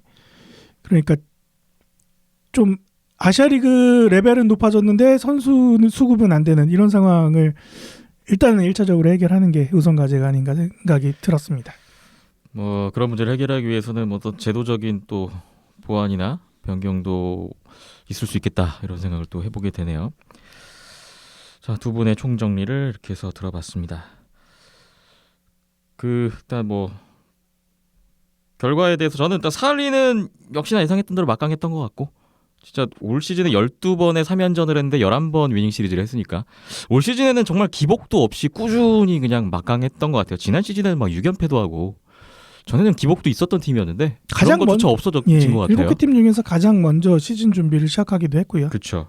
참 오래 그래서 뭐 준비했죠. 나간 선수의 숫자가 더 많았지만 선수의 숫자가 더 많았지만 그래도 뭐 블라디스라프 호킨이라든지 뭐 스타르체프 여러 좋은 선수들이 들어오면서 좀 더 강해진 것 같고요. 안양알라는 뭐 1위를 못한 게 아쉬울 수는 있겠는데 저는 뭐 충분히 잘한 시즌이라고 생각하고 있습니다. 은퇴 선수들도 많았는데 또 뭐 신상훈, 안진이, 트로이 마일럼 잘 보강이 됐고 저는 결국 안양알라는 그 부상 변수가 정기리그 우승을 막았다는 입장인데요. 11월에 유즈노 살렌스크 원정 3연전에서 메탈튼 선수가 나왔던 첫 번째 경기는 이겼고 메탈튼 선수 부상으로 못 나왔던 두 경기는 연패를 했었어요. 그래서 만약에 그때 뭐 메탈튼 선수가 정상적으로 다 뛰고 진 두 경기 중에 뭐 한 경기라도 잡았다면 왜냐하면 사린과의 경기는 승점 6점짜리 경기니까 거기서 좀 한 경기라도 이겼다면 시즌 마지막까지 정기리그 우승 경쟁을 좀 할 수 있지 않았을까 뭐 그런 생각도 하고 있고 또 막판에 뭐 안진이, 신영인, 이현승 이런 선수들 다치면서 결국은 이제 오지글스전 루징 시리즈의 대명전 1패 이게 뭐 결국 최종 2위가 된 것 같아요. 그래도 뭐 한라가 시즌 중반까지 보여줬었던 그 막강한 공격력은 정말 그 역대급 임팩트였고요. 한라는 언제든 우승할 준비가 되어 있는 팀이구나. 네, 그런 생각을 했습니다. 오지글스는 대대적인 선수 보강한 만큼 성적 향상으로 이어진 것 같고 그 나카지마 쇼고, 나카야시키 유시 이런 선수들 성장도 저는 인상적으로 봤고요. 시즌 후반부에 가장 안정적인 전력을 보여준 팀은 오지글스라서 플레이오프에 좀 기대가 되네요. 대명은 일단 시즌 첫 원정 4연전을 저는 7승 7패로 마친 게 그때 진짜 대단한 선방이다라고 예상을 깨는 선방이다라고 했는데 그게 바탕이 돼서 플레이오프 진출이 이루어지지 않았나 그런 생각을 하고 있고요. 좀 대명도 여러 가지 악조건이 있었죠. 뭐 주축 선수들 대거 빠져나가고 선수도 많이 바뀌고 연고지 이전도 잘 안 되고 뭐 그런 상황에서 거둔 4위는 지난 시즌 정규리그 1위 못지않은 훌륭한 성과다. 예, 그렇게 생각을 하고 있습니다. 이제 다만 이제 기존에 있던 선수들과 새로 들어온 선수들을 비교해 봤을 때 이제 공격수들의 공격력은 떨어지지 않았는데 공격수들의 수비력이 좀 비교해 본다면 좀 아쉽게 떨어지는 바람에 지난 시즌과 비교해 보면 득점력은 안 떨어졌는데 지난 시즌 대명의 최고 강점이었던 수비력은 많이 떨어졌어요. 실점이 너무 많이 늘어났죠. 이 부분은 좀 아쉬운 대목이었고 뭐 크레인즈도 참 어려운 여건 속에서 저는 이 정도면 선방했다라고 봅니다. 해체 위기 주축 선수를 나가고 뭐 저예산으로 들었고요. 그 아우진 시골리가 저는 괜찮은 선수이긴 한데 그래도 좀 외국인 쿼터니까 조금 아쉬움은 있어요. 그러니까 이 드류 맥킨타이어나 맷 달튼 정도 어떤 한 단계 더 수준 높은 골리가 만약에 크레인즈에 왔다면 조금 더 나은 성적이 나오지 않았을까 이런 생각은 있습니다. 뭐 아이스박스는 저로서는 그냥 딱 기대했던 그 순위가 나온 것 같고요. 네, 이렇게 해서 정규리그 순위가 정리가 된 것 같습니다. 자, 이제 플레이오프에 들어가는 아시아리그 아이스하키입니다. 세미파이널 바로 이번 주말부터 시작이 되는데 정규리그 1위 대 4위의 대결, 2위 대 3위의 대결로 진행이 되고 3전 2선승제입니다. 상위 팀의 홈 경기장에서 1, 2, 3차전이 다 3경기가 열립니다. 2월 22일 1차전, 23일 2차전, 25일 3차전 예정이고요. 플레이오프 파이널은 5전 3선승제라는 거 참고하시면 될 것 같습니다.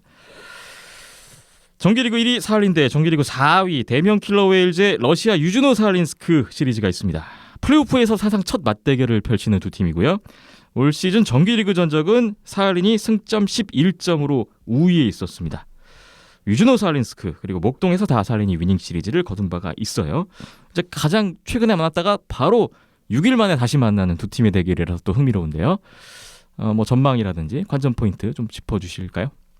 아무래도 저는 이제 대명이 시즌 마지막 경기를 잡았으면은 4대1 수준에서 이제 마무리를 끝냈으면은 굉장히 이제 크게 이제 좀 가능성을 좀 점칠 수 있다라고 생각을 했었어요. 왜냐하면 결과적으로 이 정도의 이제 맹공도 좀 버틸 수 있는 능력을 또 증명을 한 부분이라든가 확실히 좀 어떻게든 리드를 잡으면 뭐 깔끔하게 잡든 좀 지저분하게 잡든 어떻게든 리드를 잡으면은 이걸 끝까지 끌고 갈 수 있다라는 걸 보여주기만 한다면은 괜찮은 시리즈 될 것 같았는데 3차전에서 역전패하는 거를 본 이후에 사실 조금은 어렵지 않을까라고 생각을 했습니다. 1차적으로 사할린 여기 홈에서 열린다는 것이라는 부분.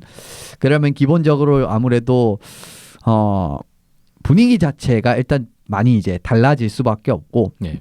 이런 부분에서는 이제 제가 이제 시즌 내내 대명의 약점이라고 지적한 부분은 한번 분위기가 틀어지기 시작하면은 걷잡을 수 없이 틀어지고 그게 수습이 안 되는 걸 제가 너무 많이 봤어요 시즌 중에.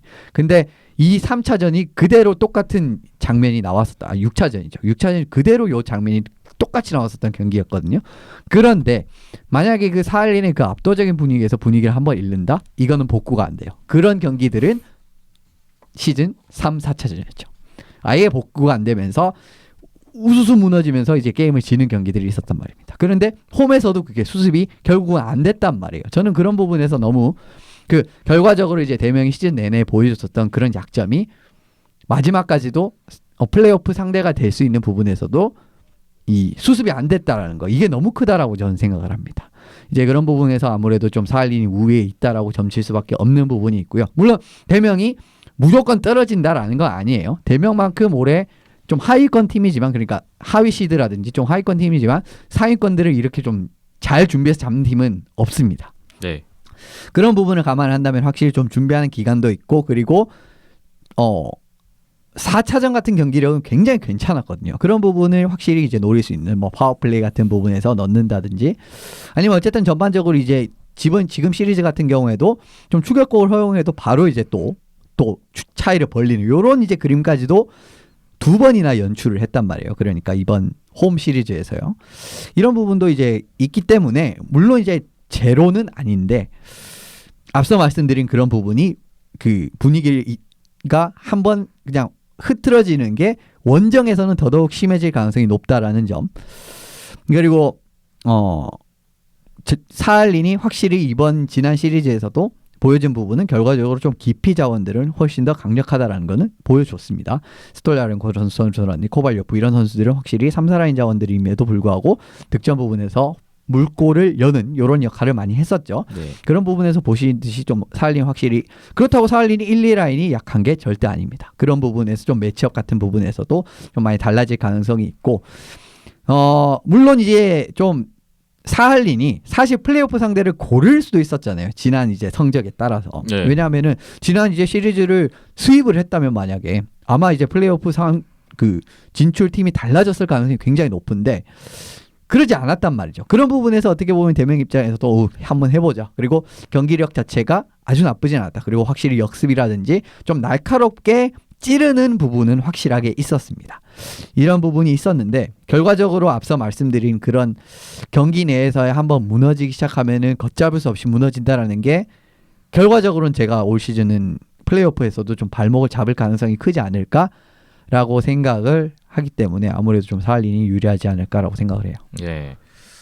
전력의 우위가 있고 대명의 불안 요소 이런 것들을 종합했을 때 뭐 그렇다는 말씀이시고요. 박규철 PD님. 예, 비슷한 의견인데요. 사할린과 대명의 가장 큰 차이점은 선수층이죠. 예, 뭐 부상 변수라던가 뭐 징계로 인한 출장 정지가 있을 때에 그 공백이 커버가 되냐 안 되냐는 사할린과 대명의 차이를 나타내는 그 지표라고 생각이 들고요. 예.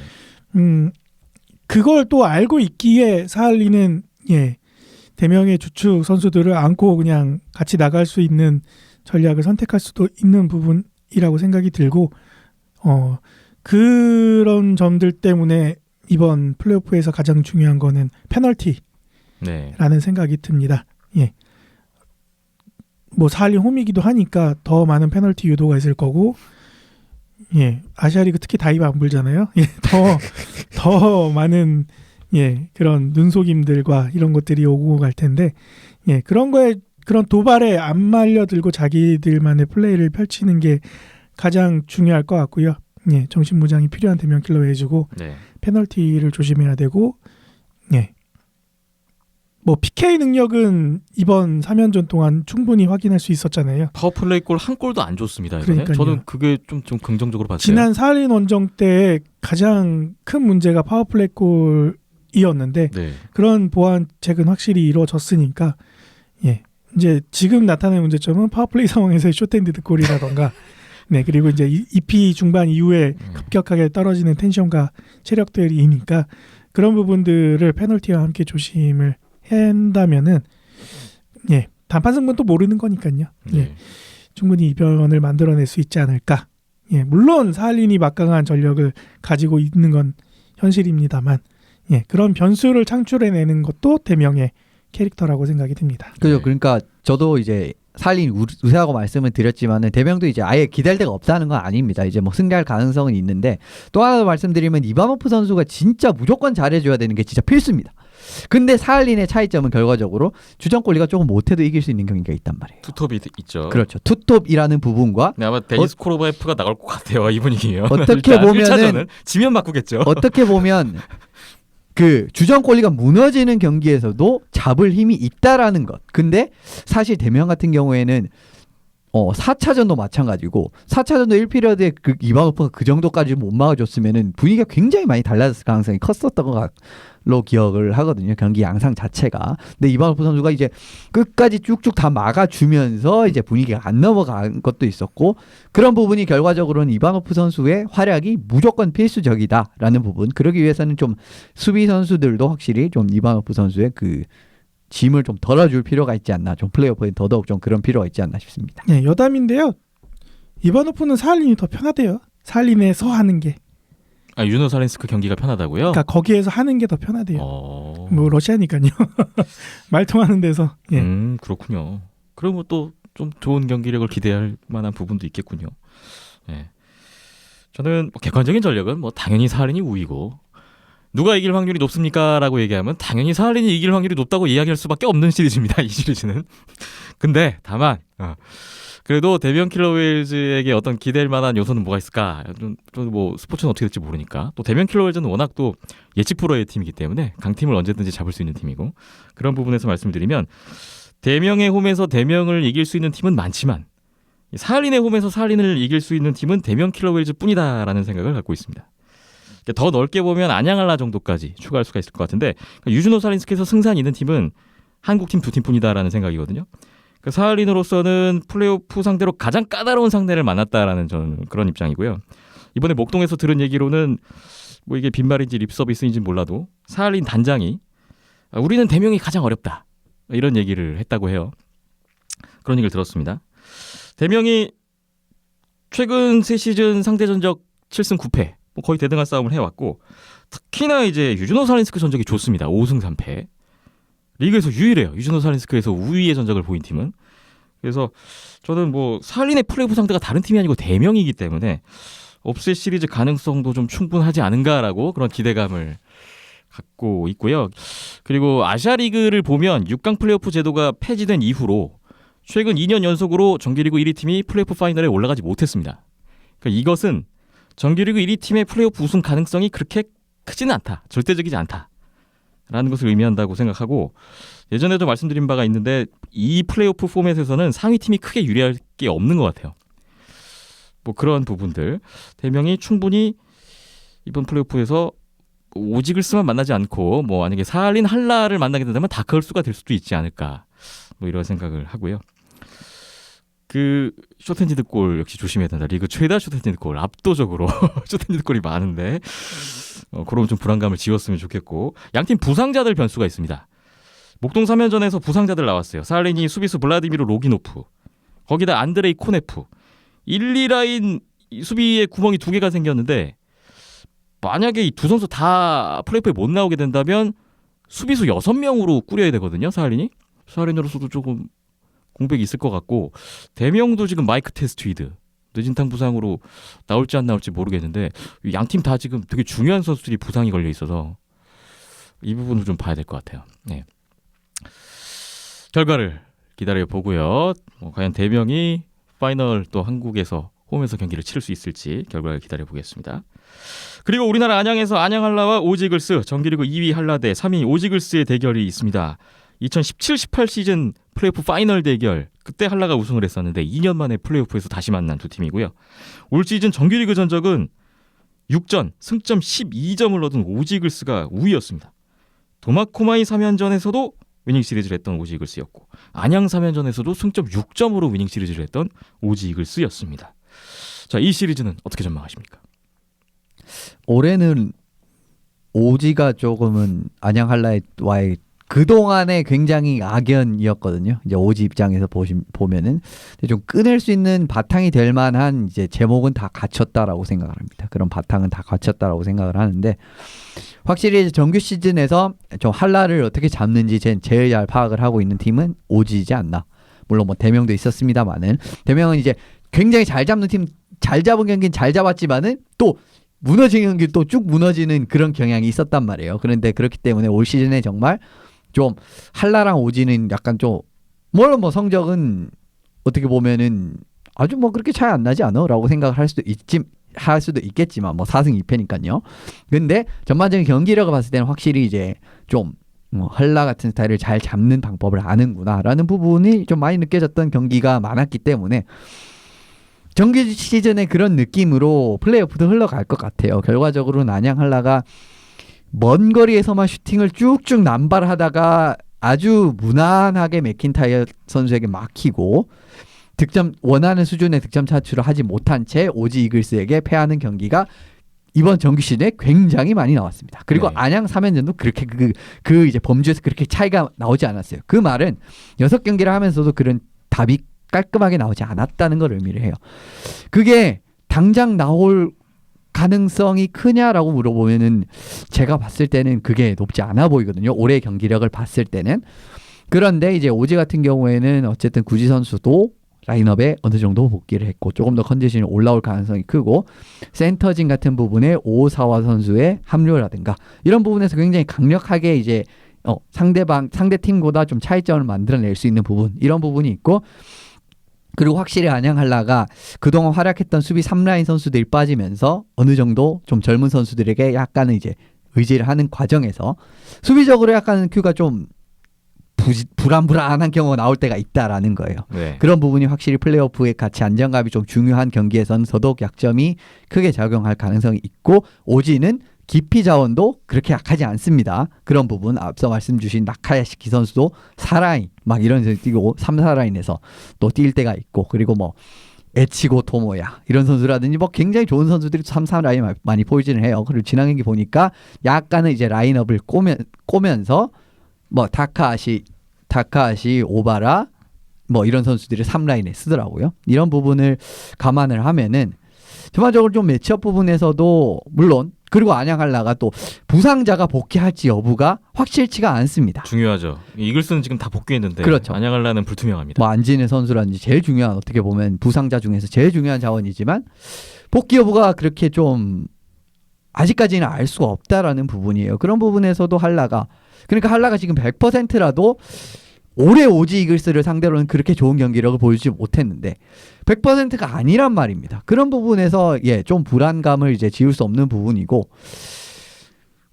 좀 1대0 경기가 어쨌든 0대0 어떻게 보면 그런 경기급도 이제 두어 차례나 있었기 때문에 오지가 굉장히 버틸 수 있는 힘도 강해졌다라는 거를 올해는 증명을 한 시즌이었거든요. 예전에는 한라의 스타 군단이 그냥 공격이 힘에서 그냥 짓눌리는 경우가 굉장히 많았습니다. 그래서 올해는 맥킨타이어 선수라든지 아니면은 전반적인 이제 그 수비 전술의 좀 조율을 통해서 이런 부분을 좀 탈피하는 모습까지도 보였기 때문에 진짜 올해 안양 한라는 1라운드 돌파하기가 생각보다 쉽지가 않을 거고 제 생각에는 올해 정규 시즌의 6경기라든가 전반적인 걸 봤을 때는 올해는 오지가 조금 더 올라갈 가능성이 크지 않나라고 생각을 합니다. 네, 오지 이글스의 우세를 점쳐주셨습니다.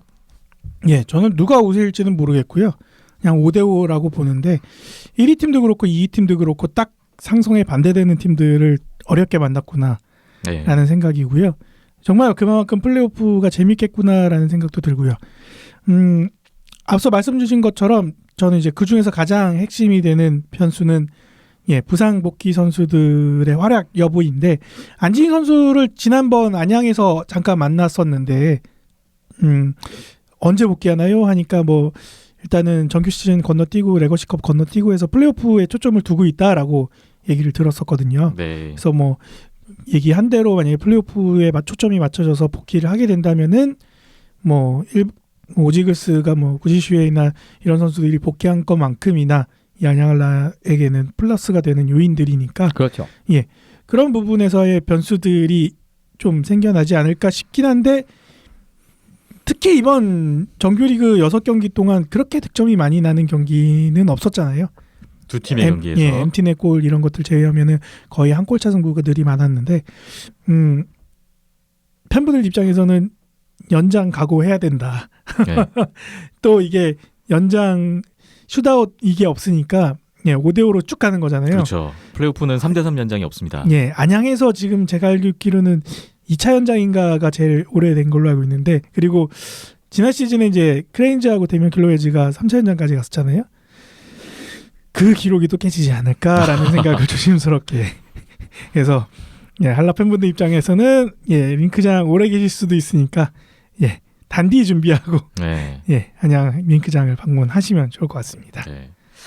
저도 비슷한 예상을 하고 있고요. 이 두 팀은 정말 백중세라고 저는 보고 있고 누가 이겨도 이상하지 않다. 당일의 컨디션과 운에 따라서 승패가 갈리지 않을까 이런 생각을 하고 있습니다. 그래서 이 시즌은 최소 한 번 이상의 연장을 포함해서 3차전으로 가지 않을까라는 저는 생각을 하고 있고요. 그래서 좀 재밌을 것 같습니다. 한라가 좀 부담스러운 상대죠. 저도 공감을 해요. 올 시즌 상대 전적도 열세고 오지글스가 시즌 후반부에 너무 좋았고 근데 여러 가지로 이제 이글스는 부담인데 한편으로 한라로서 올 시즌 상대 전적을 보면 플레이오프 상대가 이글스든 사할린이든 대명이든 다 까다롭긴 마찬가지인 것 같습니다. 그렇죠. 네. 사실 그 크레인즈, 아이스박스, 프리블레이즈 하위 세 팀 상대로는 18전 18승을 했던 한라인데 나머지 세 팀하고 전적은 3승 3패. 뭐 대명 사할린과 똑같았지만 이글스에게 밀렸고 상위 팀이 까다로우니까 뭐 어차피 똑같은 것 같고요. 그 PK 파워플레이 1, 2위에 모두 올라 있는 양 팀의 대결. 스페셜 팀 대결 좀 주목을 해보면 좋을 것 같고 저는 결국은 안양한라가 이기기 위해서 중요한 관건은 공격 1, 2라인이 얼마나 골을 넣어줄 수 있느냐 이건 것 같아요. 이건 제가 지난번 대명과 한라 중계 때도 한번 언급해드렸던 내용인데 한라가 올 시즌에 정규리그 36경기에서 26승 10패를 했습니다. 근데 10번 진 경기 중에 9번은 공격 1, 2라인이 2골 이하를 기록했던 경기였어요. 그러니까 공격 1, 2라인이 3골 이상 넣은 경기에서는 한 번밖에 지지 않았습니다. 물론 1, 2라인이 2골 이하로 묶였을 때도 이긴 경기가 있죠. 하지만 2골 이하로 막혔을 때는 경기가 어려워지고 패배 확률이 높아진다는 건 부인할 수가 없고요. 그래서 반대로 얘기하면 이제 한라를 상대하는 팀은 한라 1, 2라인을 2골 이하로 묶으면 승산이 있다. 이렇게 좀 말씀드릴 수가 있겠고, 다시 한편으로 이야기하면 한라는 이제 1, 2라인에서 최대한 많이 넣어야 된다. 근데 조금 염려스러운 건 지난번 안양 3연전 오지이글스전에서 한라 1, 2라인이 한 골도 넣지 못했습니다. 도움만 3개. 그래서 이제 안진희 선수가 이제 합류가 될지 모르겠습니다만 어쨌든 한라는 뭐 신상훈, 조민호, 빌토마스, 김상욱, 김기성, 안진희일지 박진규일지 강윤석일지 또 다른 누구일지는 모르겠지만 1, 2라인이 경기를 주도적으로 좀 끌어줘야 된다. 그래야 한라로서는 좀 이길 수 있는 확률이 높아지지 않을까. 그렇게 예상을 하면서 좀 기대를 걸어봅니다. 자, 이제 가장 저희가 바라는 시나리오는 대명도 올라가고 한라도 올라가서 아시아리그 역대 최초의 플레이오프 파이널 한국 팀들끼리의 대결을 한번 보고 싶은 건데 부디 좀 그 결과가 나왔으면 좋겠습니다. 다음 주에 그 소식을 좀 전해드릴 수 있었으면 좋겠네요. 아시아리그 아이스하키 오늘 정규리그 뭐 마무리 뭐 좀 이야기가 좀 길었던 것 같습니다. 또 한 주 플레이오프 결과를 기다려 보겠습니다. 잠시만 쉬었다가 해외 소식 나눠보겠습니다.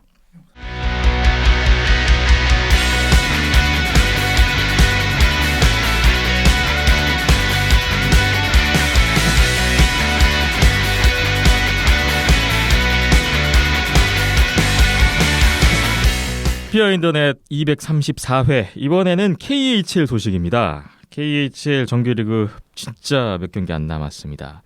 일단 뭐 순위 이야기에 앞서서 큰 뉴스가 하나 있어요. KHL 새로운 총재가 선임됐다는 소식입니다. 그렇습니다. 알렉세이 모로조프 씨가 이제 새로운 총재로 선임이 됐습니다. 네. 알렉세이 모로조프 씨는 뭐 NHL 많이 보신 분이면 많이 기억을 하고 계신 분입니다. 예전에 피츠버그에서도 뛰었고 이제 이런 NHL에서도 좋은 모습을 보여줬던 선수인데 지금 2월 14일부로 새로운 총재로 선임이 됐네요. 며칠 안 됐네요. 그렇습니다. 지금 현 총재 전 총재였던 드미트리 체르니셴코 씨가 1월 21일부로 러시아 문화관광체육 담당 부총리로 선임이 돼가지고 정부 요직으로 가게 됐습니다. 아 그렇군요. 그렇기 때문에 이제 후임으로서 어떻게 보면 선임이 됐다라고 보시면 될 것 같고요. 물론 네. 또 투표로 이제 됐을 겁니다.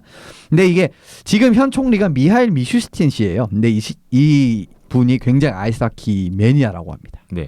그래서 체스카 감독위원에도 이제 이름을 올리고 있는 분인데 그러니까 어쨌든 뭐 또 체육 담당 총리로 체르니셴코 씨를 이제 선임을 한 부분 배경이 될 수도 있겠네요. 네. 어쨌든 모로조프 씨 이야기 좀 돌아가면은 앞으로 4년 동안 이제 첫 임기 KHL 총재로서의 첫 임기를 채우게 될 거고 이제 기자 간담회 과정에서 이제 몇 가지 이제 문답 내용이 나왔는데 그 부분 좀 소개해드리면 좋을 것 같아서 좀 준비했습니다. 보통 이제 총재가 바뀌면 어떤 제도도 바뀔 수도 있고 그렇습니다. 어떤 방향이 바뀌지 않을까라는 기대감을 가질 수도 있는데 네. 알렉세이 모로조프 총재 체제의 변화가 좀 궁금합니다. 뭐 일단 기자회견을 했다고 하는데 어떤 내용들이 나왔나요? 예, 아무래도 사실은 전반적으로 이제 12월 이제 그 이사회 때 웬만하면 나왔던 내용들을 뭐 이어가겠다라는 게 주된 골자였습니다. 그런 부분에서 대표적인 것이라고 하면은 셀러리 캡, 지금은 소프트 캡을 쓰고 있는데 하드 캡을 도입을 한다라는 부분, 이 부분을 좀 이제 가장 먼저 우선시할 것이다라고 이야기를 했어요. 하한이 2억 7천 루블이고 상한이 9억 루블로 어떻게 보면 이제 하드 캡을 쓰기 때문에 예전처럼 뭐 예외 조항이 있을 수는 있겠습니다만 CBA 쪽에서 하지만 이제 전반적으로 2억 7천 루블에서 9억 루블 요 사이에서 팀들이 선수 예산을 쓰게 될 것이다 네. 라는 부분을 보시면 될 것 같고요. 이제 리그 확장 부분도 여전히 뭐 유럽이나 아시아 쪽에 추가팀 확정에 관심이 있다라는 부분 어떻게 보면은 체르니셴코 시 때도 이런 주장이 많았습니다. 이런 부분에서 아직도 관심이 있다라는 부분, 요것도 이어가겠다라는 부분을 의사를 스위스, 드러냈고요. 뭐 독일 뭐 이쪽에 관심이 있다는 그렇죠. 얘기를 독일, 프랑스, 했었죠? 영국, 네. 영국 쪽에서도 이제 아무래도 관심이 어느 정도는 있을 거고요. 뭐 한국이나 일본 쪽에서도 이제 팀을 이제 추가 유치하고 싶다라는 부분, 그리고 중국에도 팀 추가 유치 이런 부분 뭐 예전부터 KHL이 많이 이제 이야기를 했었던 부분이죠. 그리고 좀 이전에 탈퇴한 팀들이 있습니다. 뭐 라다 토글리아티라든가 메탈루르크, 노보쿠즈네츠크 이런 팀들이 복귀를 할 것인가라는 것 질문도 받았거든요. 네. 그런데 좀 이거는 잘라서 아직까지 KHL 복귀할 가능성은 낮다라고 이야기를 했어요. 근데 왜 이 질문이 나왔냐면은 메탈루르크, 노보쿠즈네츠크가 제가 알기로는 새로운 구장을 짓는 것으로 알고 있습니다. 네. 지금 요 두 팀은 VHL에 참가 중인데 어쨌든 아직까지 이제 복귀할 가능성은 없는데 그래도 이제 모든 팀들이랑 커뮤니케이션을 하고 있다라는 부분, 복귀 가능성 자체는 열려 있다라고 이제 좀 해석을 하시면 될 것 같아요. 그러니까 최근 몇 년간 좀 팀 수가 계속 줄어들고 있는 KHL이잖아요. 예. 아무래도 늘릴 필요는 있을 것 같은데요. 예, 아무래도 재정적으로 이제 굉장히 부담이 되는 KHL 리그이기 때문에 이런 이야기가 나온 것 같고요. 그리고 하나 더 또 이제 두 개가 더 있는데 또 하나는 NHL 그리고 챔피언스 하키 리그와 교류를 어떻게 할 것인가라는 부분 이야기도 예. 이제 질문이 나왔습니다. 근데 NHL과는 좀 이제 경기를 친선 경기라든지 이런 부분을 개최하고 싶어한다라는 이야기. 사실 이 이야기도 체르니셴코 씨 때 많이 나왔던 이야기입니다. 그러니까 NHL 팀들과 뭐 친선전으로 뭐 시즌 전이라든지 시즌 끝나고라든지 뭐 경기를 하고 싶어한다. 근데 사실 이제 KHL 정도 되면 지금 상트페테르부르크에 굉장히 어떻게 보면 전 세계에서 가장 큰 하키 아레나를 짓고 있는 이런 부분도 있기 때문에 실효성 자체는 충분히 있다라고 봐요. 예. 이런 부분이 있다라고 경기를 개최하고 싶다라는 부분. 그리고 모로조프 씨는 어쨌든 NHL에 뛰었기 때문에 북미에 발을 어느 정도 걸치고 있는 사람이라는 부분. 이런 부분도 어느 정도는 이런 협상에서 우에 좀 풀릴 가능성이 있는 부분을 관측할 수가 있었고요. 예.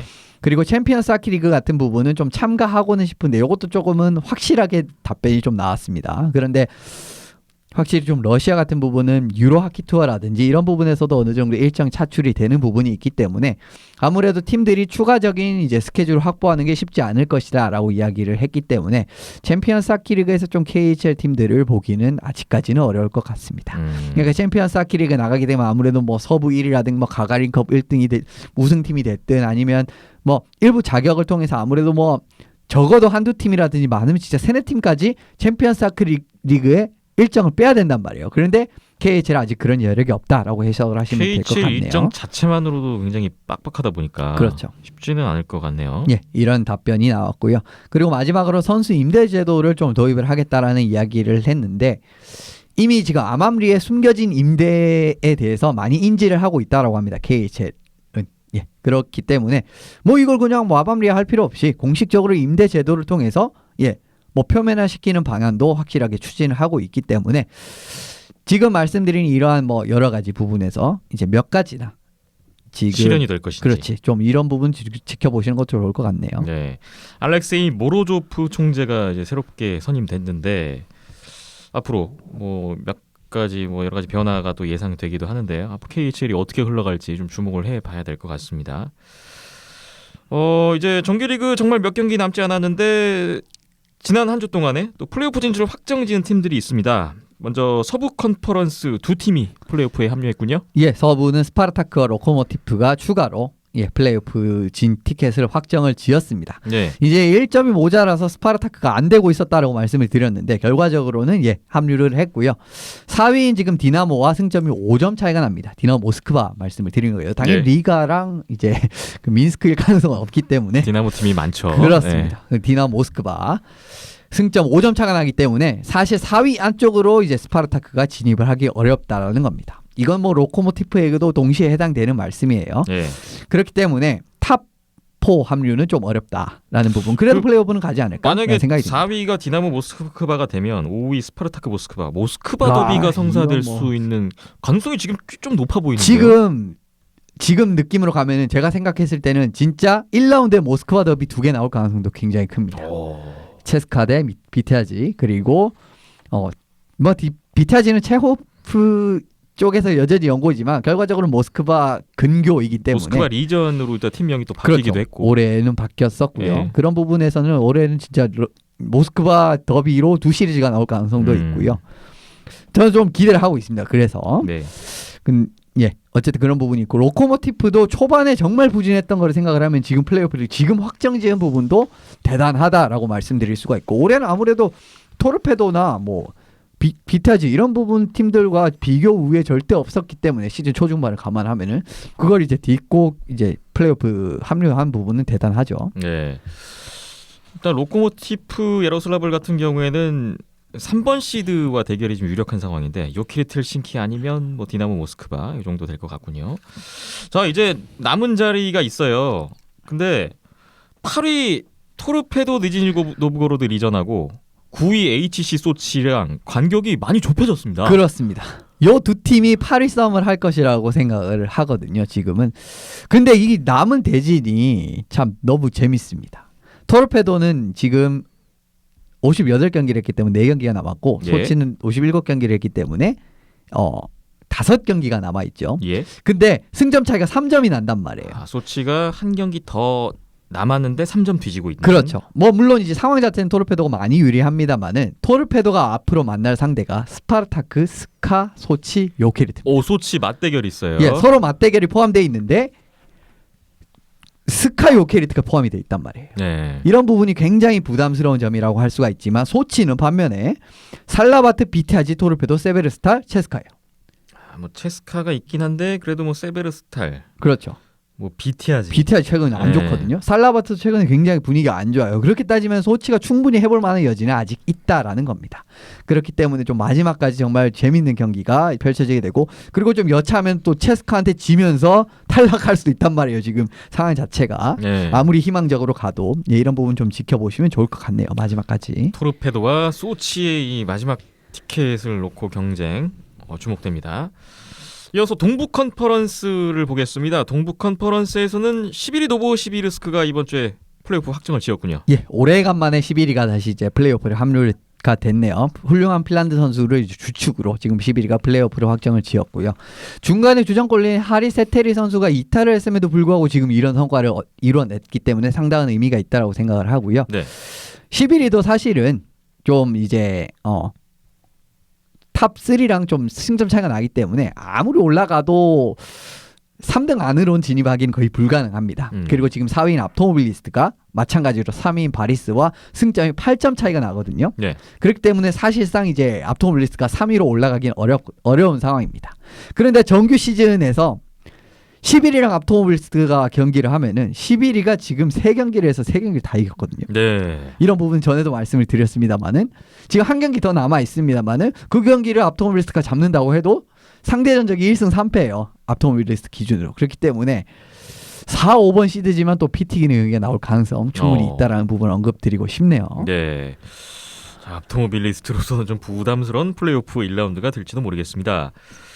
동부도 이제 커트라인에 걸려있는 팀들이 있는데 7위 쿤룬 레드스타 베이징, 8위 메탈루르크 마가니토고로스크, 9위 넵테이미크 니즈네캄스크, 10위 아무르 하버롭스크까지 야 지금 12팀까지도 가능성이 있어요. 그렇습니다. 아드미랄은 조금 어려워지고 아드미랄이 최근에 급추락했네요. 아주 급격하게 추락을 하면서 거의 복구가 안 되는 수준으로 추락을 했기 때문에 지금 경쟁에서도 사실 밀린 상황이고요.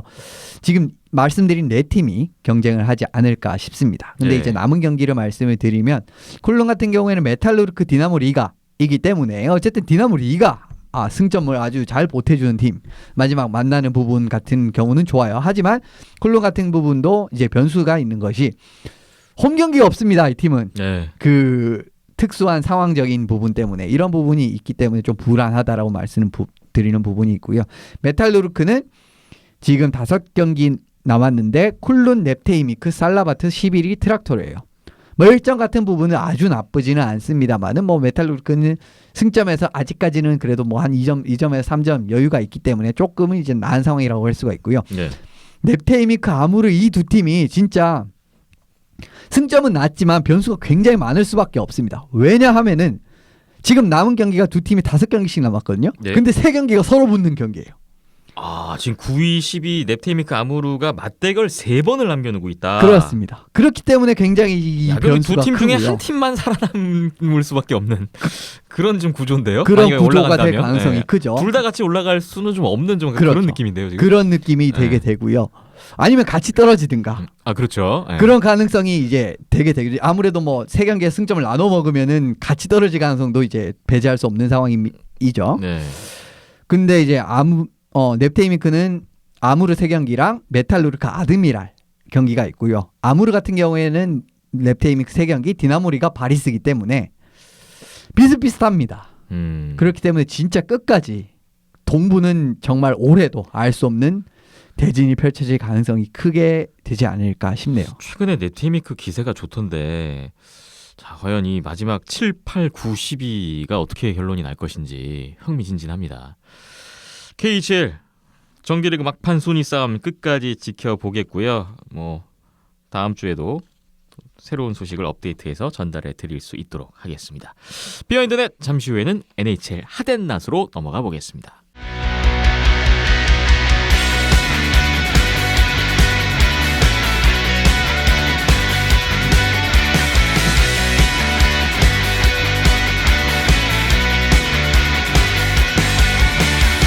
네, 한 주간의 NHL 동향을 살펴보는 NHL 핫앤낫 시간입니다. 오늘도 핫낫으로 구분해서 다뤄볼 텐데요. 그에 앞서서 부상자 소식이 지금 걷잡을 수 없이 쏟아지고 있습니다. 그래서 잠깐 짚고 넘어가야 될 것 같은데요. 참 시즌 후반부로 가서 그런가요? 부상자들이 너무 많이 나오네요. 근데 갑자기 너무 많이 나와서 요 며칠까지 진짜 주요 선수들이 줄줄이 그냥 쭉 이탈을 하는 이제 모습이 나오는데 굉장히 큰 것만 이제 대표적으로 몇 개만 언급을 드릴게요. 네. 세나제이의 에리크 칼손 선수가 엄지손가락 골절로 시즌 아웃이 확정이 됐습니다. 수술 이후에 아마 합류하기까지 이제 뭐 트레이닝 캠프쯤 합류를 한다는데 그렇기 때문에 좀 앞으로 보기가 어려워졌고요. 네. 칼손 선수는 이러면서 세너제이에서 2시즌 연속으로 풀시즌 소화를 못하게 됐습니다. 이런 부분 언급을 드리고 싶고요. 위니펙의 브라이언 리틀 선수도 고막 파열로 인해서 시즌 아웃이 확정이 됐다라고 합니다. 그 전까지는 지금 뭐 연습저지 있고 계속 연습은 했다는데 결과적으로 수술을 받고 회복을 하는 게 더 낫다라고 판단을 한 것 같아요. 시즌 아웃. 참 뭐 심각한 부상들이 이어지고 있어요. 자, 근데 이게 끝이 아닙니다. 그렇습니다. 뭐 마지막으로 이제 세인트루이스의 제이 보미스터 선수를 언급을 드리고 싶은데 애너하임전의 1피리어드 도중에 벤치에서 심장 문제로 벤치에서 쓰러지면서 이후에 이제 그래도 이제 팀 의료진이랑 트레이너들이 빠르게 조치를 했기 때문에 병원으로 이송이 되면서 수술받고 의식을 회복을 하면서 몸 상태도 순조롭게 회복을 하고 있다라고 합니다. 네. 이런 부분은 굉장히 다행이라고 할 수가 있어요. 이제 뭐 간혹 이런 식으로 이제 심장에서 돌발 사고가 펼쳐지기도 합니다. 이러면서 이제 좀 아쉽게 이제 목숨을 잃은 케이스가 한 12년 전인가요? 그 KHL의 아반가르트 옴스크에서 뛰고 있었던 체레파노프 선수가 벤치에서 쓰러졌는데 빠르게 이제 대처가 안 돼서 이제 목숨을 잃었던 이제 과거도 있습니다. 네. 근데 좀 아쉬운 점은 보미스터 선수가 이제 순조롭게 회복은 하고 있습니다만은 앞으로 NHL에서 볼 가능성은 높지가 않습니다. 왜 그러냐면은 수술 과정에서 이식형 심장 박동 회복 재세 동기라고 하는 ICD를 삽입을 했어요. 쉽게 말하면 페이스메이커죠. 네. 이제 몸속에 이제 페이스메이커를 삽입을 했기 때문에 물론 이제 ICD를 삽입을 한 것 때문에 삽입을 했기 때문에 선수를 뛸 수 없다라는 건 아닙니다. 근데 솔직히 말씀드리면은 이제 몸 상태가 앞으로의 프로 선수로 이어갈 수 있는 복귀 가능 여부는 사실은 굉장히 어렵거든요. 그런 부분에서 앞으로 보미스터 선수를 지금 보미스터 선수를 뭐 격려하는 메시지라든지 이런 부분은 팀 전체적으로 이제 다 하고 있습니다만은 그래도 선수로서 지금 보미스터 선수를 보기에는 어려운 확률이 됐고 그래도 뭐 다행이라는 점은 이제 지난해 결국 염원하던 스탠리컵을 드렸기 때문에 소원 자체는 이루고 어쨌든 뭐 은퇴를 하든 아니면 뭐 선수 생활을 뭐 지속할 수 있으면 더 좋은 거고요. 좀 그런 상황이 되게 됐네요. 정말 안타까운 큰 부상 뉴스인데 부디 좀 좋은 모습으로 다시 볼 수가 있었으면 좋겠고 세인트루이스가 최근 팀 성적도 좀 좋지가 않은데 그렇죠. 오늘도 40일 전에 졌더라고요. 패배를 했습니다. 뭔가 좀 악재들이 좀 나오고 있네요. 자, 뭐 이외에도 부상자가 엄청 많습니다만 오늘 뭐 주요 몇 가지만 전화를 해드렸고요. 핫앤낫으로 들어가 보겠습니다. 자, 오늘 핫 첫 번째 주인공은 저희가 뉴욕 레인저스로 선정을 해봤습니다. 뉴욕 레인저스 이제 2월 9일 LA전 4대1 승리, 2월 11일 위니펙전 4대1 승리, 2월 13일 미네소타전 4대3 슛아웃 승리에 2월 14일 콜럼버스전 3대1 승리. 오늘은 근데 보스턴에게 1대3으로 패배를 했습니다. 그러면 4연승은 일단 마감이 됐습니다. 그렇습니다. 4연승은 했고요. 자, 오늘 경기를 제외하고 4연승의 과정을 좀 짚어보죠. 아무래도 다양한 골리들이 굉장히 잘 활약을 해준다는 점. 이전에 사실은 어떻게 보면 좀 파나리를 이제 좀 화력 분산을 해줄 만한 확고한 라인이 생긴 부분, 뭐 지바네자드 그리고 부치네비치, 크라이더 요렇게 이제 선수가 있는 것도 어느 정도 이유는 됩니다만은 그래도 이제 지금 상승세의 원동력은 좀 다양한 골리가 활약을 해주는 거라고 생각을 해요. 네. 지금 레인저스 같은 경우에는 NHL급 골리를 3명을 보유하고 있습니다.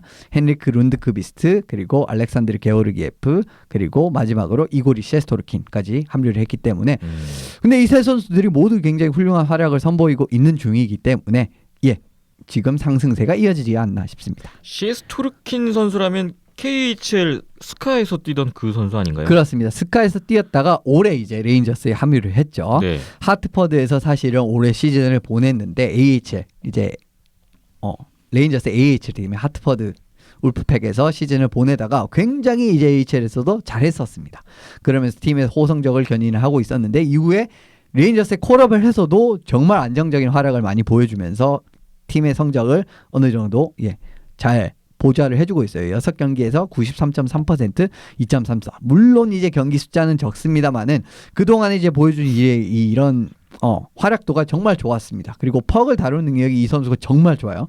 그렇기 때문에 골리가 이제 퍽을 처리하는 부분에서 날카로운 패스를 연결한다든지 이런 부분도 강점이 있는 선수이기 때문에 추가적인 이제 플러스 요소가 있다라고 말씀을 드리고요.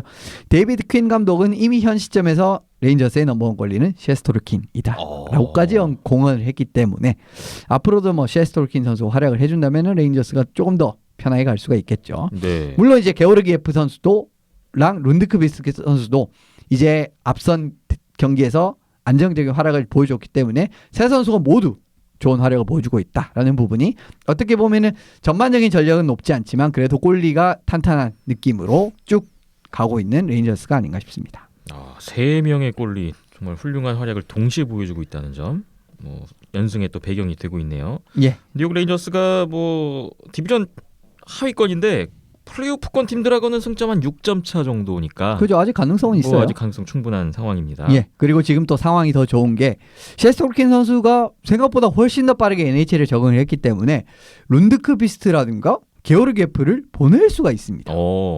이러면서 지금 부족한 부분을 채울 수가 있단 말이에요. 그리고 지금 게오르기에프 선수는 실제로 많이 이제 트레이드 좀 물망에 언급이 되고 있는 선수입니다. 그렇기 때문에 예를 들면 골리가 조금 약한 에드먼턴이라든지 이런 식으로 이제 딜 해보면 에드먼턴 지금 플루에르비 선수가 합류를 거부하고 있거든요. 이제 지금 리가에서 지금 시즌을 보내고 있단 말입니다. 그리고 지금 팀 합류할 가능성이 좀 없는 선수를 매물로 활용을 하는 이런 부분도 나쁘진 않아 보이거든요. 이런 부분에서 어떻게 보면 레인저스는 지금 성적도 괜찮아요. 리빌딩 중인데 그런데 추가적인 자원 확보도 가능한 상황이고 어떻게 보면 진짜 레인저스가 앞으로 좀 잘 나가기 위한 좀 초석이 확실히 잘 보이는 그런 시즌이 아닌가 싶습니다. 그렇군요. 뉴욕 레인저스 오늘 핫 첫 번째 팀으로 꼽아봤습니다. 이어서 두 번째 핫 팀 공개해 주시죠. 댈러스 스타스입니다. 오늘 저지 댈러스 스타스 초록색 등장했습니다. 저지 소개 한번 부탁드릴게요. 세르게이 주버프 선수. 세르게이 주버프라고 하면은 아마 기억이 나실 겁니다. HC 소치의 올해 시즌 초 감독이기도 했었죠. 그런데 이제 감독직 해임된 이후에 다시 또 댈러스로 복귀를 했더라고요. 구단에 또 요직에 앉으면서 다시 북미에 복귀를 했는데 2월 8일 세인트루이스전 3대2 연장승, 2월 11일 캐롤라이나전 4대2 승리, 2월 13일 토론토전 3대2 승리에 2월 15일 몬트리올전도 4대3 연장승 0대3으로 지고 있다가 역전승을 하더라고요. 오늘은 또 댈러스가 오타와한테 지긴 했는데 어쨌든 연장의 승점을 땄습니다. 그런 부분은 의미가 있다라고 생각을 하고요. 댈러스도 오늘 4연승이 끝났군요. 그렇습니다. 그래도 이제 동서부를 대표하는 강호들을 만나는 일정이었지만 굉장히 성공적으로 보냈다라는 부분에서 언급을 드리고 싶었습니다. 댈러스의 4연승의 배경을 또 한번 짚어보겠습니다. 아무래도 강력한 파워플레이를 일선으로 언급을 드려야 될 것 같아요. 확실히 7경기 연속으로 지금 파워플레이 골을 올리고 있고 오늘은 끊겼습니다. 오늘 오타와전을 끊겼는데 그래도 지난 7경기에서 파워플레이 골만 9골을 기록을 하고 7경기에 모두 이제 파워플레이 골을 기록했다라는 점이 있는데 무엇보다 좋은 점은 두 개의 파워플레이 라인이 모두 성과를 보이고 있다라는 점입니다. 1라인에 이제 벤, 파벨스키, 로버트슨, 지금 라둘로프 선수가 지금 부상으로 나갔기 때문에 이 자리를 좀 로버트슨 선수가 채우고 있고요.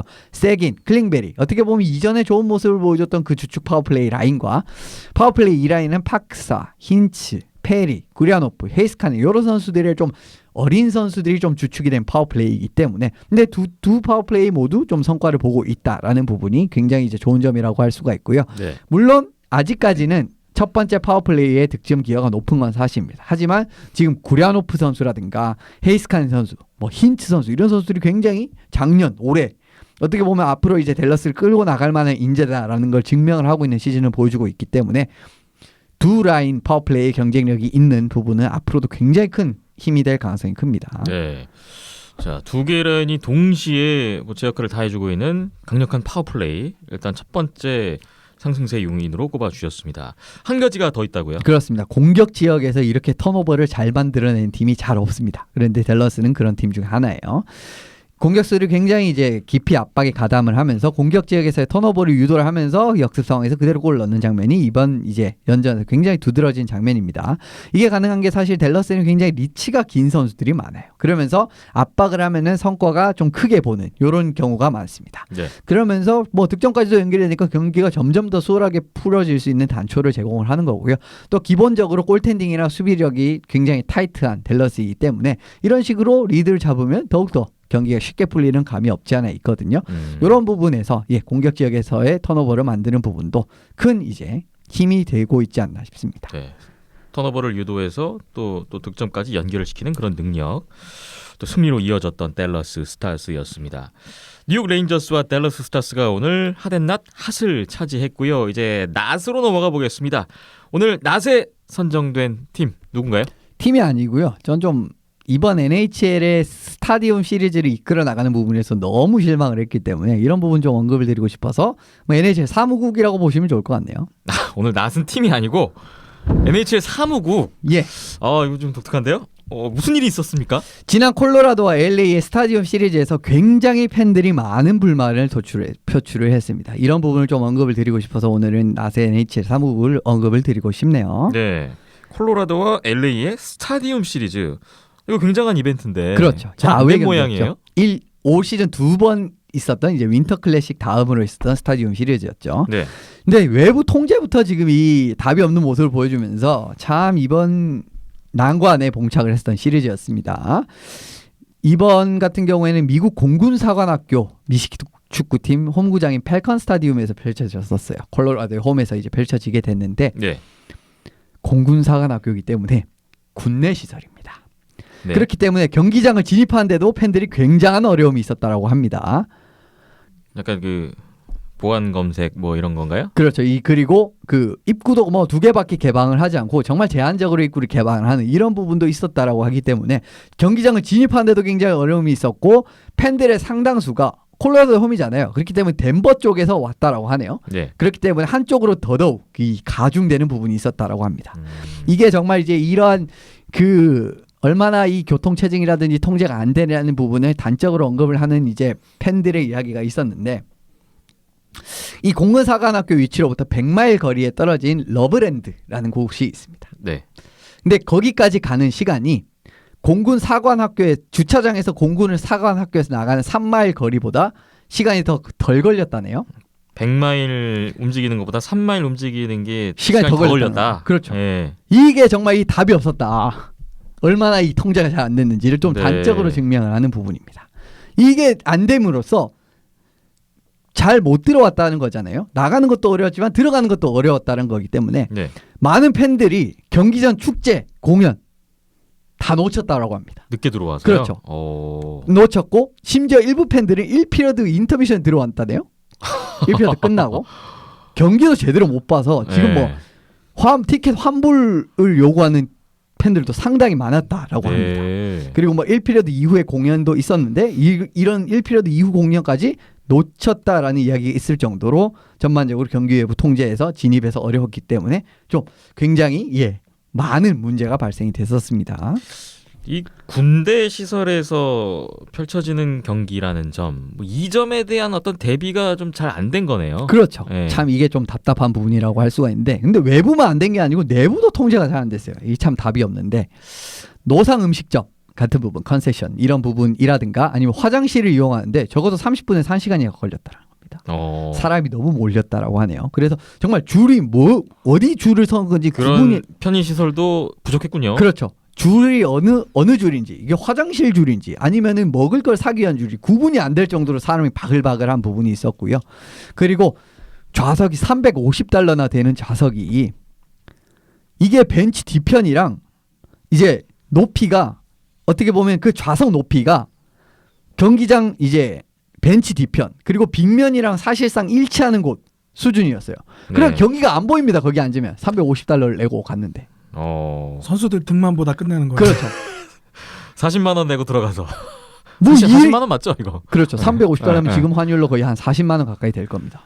이게 말도 안 되는 지금 이런 일까지 펼쳐졌다라는 거예요. 근데 여기서 끝이 아닙니다. 경기 이후에도 있는데 들어갈 때가 어려웠는데 나갈 때 쉽겠습니까? 나갈 때도 마찬가지거든요.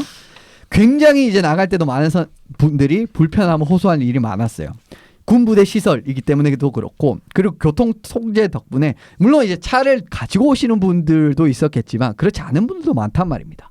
그러면 예를 들면 택시를 부른다던가 아니면 우버 이런 부분은 해외가 좀 활성화돼 있으니까 우버, 네. 택시 이런 부분을 부르는데 안가 들어갈 수가 없어요. 그렇기 때문에 굉장히 이제 많은 시간을 걸어야 된다는 겁니다. 네. 쭉 걸어야 된다는 부분. 그렇기 때문에 나가는데도 어려웠다라는 부분. 이런 이제 진원도 굉장히 많았습니다.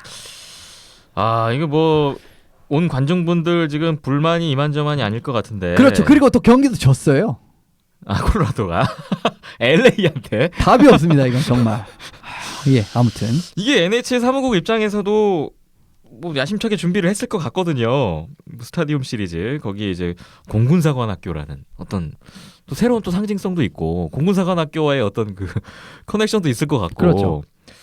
근데 이게 최악의 결과로 끝나고 말았네요. 그렇죠. 근데 이게 진짜 아쉬운 게 뭐냐면은 뭐 공군사관학교에서 야외 경기를 진행하자는 취지 자체는 좋습니다. 굉장히 좋았어요. 그런데 장소의 특수성에서 나오는 변수를 이렇게 이 정도로 계산을 못했다는 거는 진짜 뭐 NHL 사무국의 패착이라고밖에 저는 생각을 못 하고요. 어떻게 보면 진짜 굉장히 많은 야외 경험이 있었음에도 불구하고 이런 문제를 왜 미리 예측을 못했는가? 네. 라는 부분이 당연히 도마에 올라올 수밖에 없고 그리고 제가 알기로 워싱턴이랑 토론토랑 몇 년 전에 2년 전이었나요? 스타디움 시리즈가 해군사관학교의 홈 구장에서 했을 겁니다 아마. 네. 그런데 왜 거기에서 배우는 게 아무것도 없었느냐라는 거죠 이번. NHL 사무국은 이번 사태에 대해서 뭐 어떤 입장인가요? 아직까지 입장을 뭐 제대로 표명하지는 않고 있는 사과도 걸로 없어요? 알고 있거든요. 오. 예, 뭐 어쨌든 이런 부분에서 좀 이번 스타디움 시리즈는 팬들 입장에서 좋은 기억으로 남기는 좀 어려운 시리즈지 않나, 어려운 경기이지 않나라는 생각이 드네요.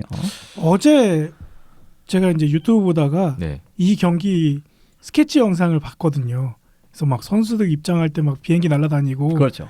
막 위에서 카메라 달고 패러글라이딩 해서 내려오면서 막 하고 또 막 군견 나와서 폭드롭하고 네. 굉장히 와 이렇게 멋진 경기를 펼치는 거예요. 거기에 유니폼도 너무 이뻤어요. 좋은 것만 영상에 듣는 거 아니에요? 아니 근데 지금 이렇게 좋다라고 말씀하셨잖아요. 네. 근데 팬들 다 못 봤다니까요. 그러니까요. 차 근데 막혀서? 이런 비하인드가 있을 줄은 꿈에도 생각을 못했던 거죠. 그 영상만 봐서는 굉장히 그 좋은 것만 있기 때문에 그렇죠. 야 이렇게 멋지다 이런 생각만 할 수 있는데 쩐다 이랬는데 실제로는 이런 최악이었네요. 문제들이 많았군요. 그래서 오늘 이현숙 기자님이 NHL 핫앤낫의 낫에 NHL 사무국을 그렇습니다. 선정하는 초유의 일이 벌어진 거군요. 글쎄요, 이 뭐 팬들에 대해서 좀 보상도 좀 해야 될 것 같은데 어떻게 될지는 모르겠는데 일단 뭐 야외 경기 처음도 아니고 앞으로 뭐 스타디움 시리즈 계속 있을 거 아닙니까? 예, 내년은 이제 네. 캐롤라이나에서 열린다고 합니다. 좀 다시는 이런 일이 없어야 될 텐데 말이죠. 네. 어쨌든 뭐 이렇게 경험 많은 NHL도 이런 어떤 우를 범한다는 게 좀 의아하네요. 자, NHL 핫앤낫 오늘 여기까지입니다. 이렇게 정리를 한번 해봤고요. 다음 주에는 또 사무국이 오진 않겠죠. 이게 뭐 네, 새로운 이제는 일정도 이제 많기 때문에 네, 그렇습니다. 새로운 팀의 등장을 기다려 보겠습니다. 비하인드넷 234회 오늘 이제 마무리할 시간입니다. 한 가지 예고를 해드려야 되는데 제 101회 전국 동계체육대회 아이스하키 강릉하키센터에서 펼쳐지고 있습니다. 2월 14일에 시작됐고요. 2월 20일 목요일까지 진행이 되는데 초등부, 중등부, 고등부, 대학부, 실업부로 나눠서 진행합니다. 2월 19일에 대학부 결승전 광운대와 경희대 경기 있고요. 하루 앞서서 2월 18일에 실업부 결승전 대명 킬러 웨일즈 대 안양알라의 경기 있습니다. 두 팀 다 바로 4일 뒤에 플레이오프 해야 되는데 아시아리그 이렇게 뭐 마음 편히 임할 수 있는 결승전은 아니지 않을까 싶긴 하네요. 얘기를 들어보니까 네. 일단 안양알라 A팀 위주로 나온다고 하고요. A팀? 2군을 나오는 게 아니라 A팀. 네. 그러니까 1군 아시아리그 선수들. 네. 네. 그 위주로 나온다고 얘기를 들었고요. 네. 대명 같은 경우에는 이제 3연전 마치고 직후다 보니까 그동안 경기에 못 뛴 선수들에게도 기회가 주어진다라고 하네요. 그러니까 양팀 모두 좀 플레이오프를 앞두고 컨디션 점검, 뭐 좀 관리, 어떤 연습 경기 느낌, 예. 이런 느낌이 예상되네요. 대명은 화요일 경기 마치면 바로 목요일에 또 비행기 타고 떠나야 됩니다. 4일 출구 네. 이루어지니까요. 더 먼 거리 직항이 이동이 새벽 비행기 이거밖에 없어서 대신에 하루 일찍 더 출발한다고 하네요. 그렇군요. 자, 강릉 하키센터에서 벌어지는 전국 동계체육대회 또 관심이 있었으면 좋겠습니다. 저희 235회 다음 주에는 아마 뭐 아시아리그 플레이오프 세미파이널 끝난 후의 일정을 한번 잡아볼 수 있지 않을까 싶습니다. 비하인드넷 기존 팟빵과 아이튠스 네이버 오디오 클립에서 비하인드 더 넷 검색해 주시고요. 유튜브 온더스포츠 채널, 네이버 TV에 온더스포츠 채널 열려 있습니다. 보이는 라디오로도 감상하실 수가 있겠습니다. 페이스북에도 온더스포츠 있고요. 인스타그램에도 온더스포츠 있으니까 많은 목소리를 들려주셨으면 좋겠습니다. 234회 물러가겠습니다. 박김찬 PD, 이현섭 기자, 저는 김태범이었습니다. 오늘도 끝까지 함께해 주신 여러분 대단히 고맙습니다.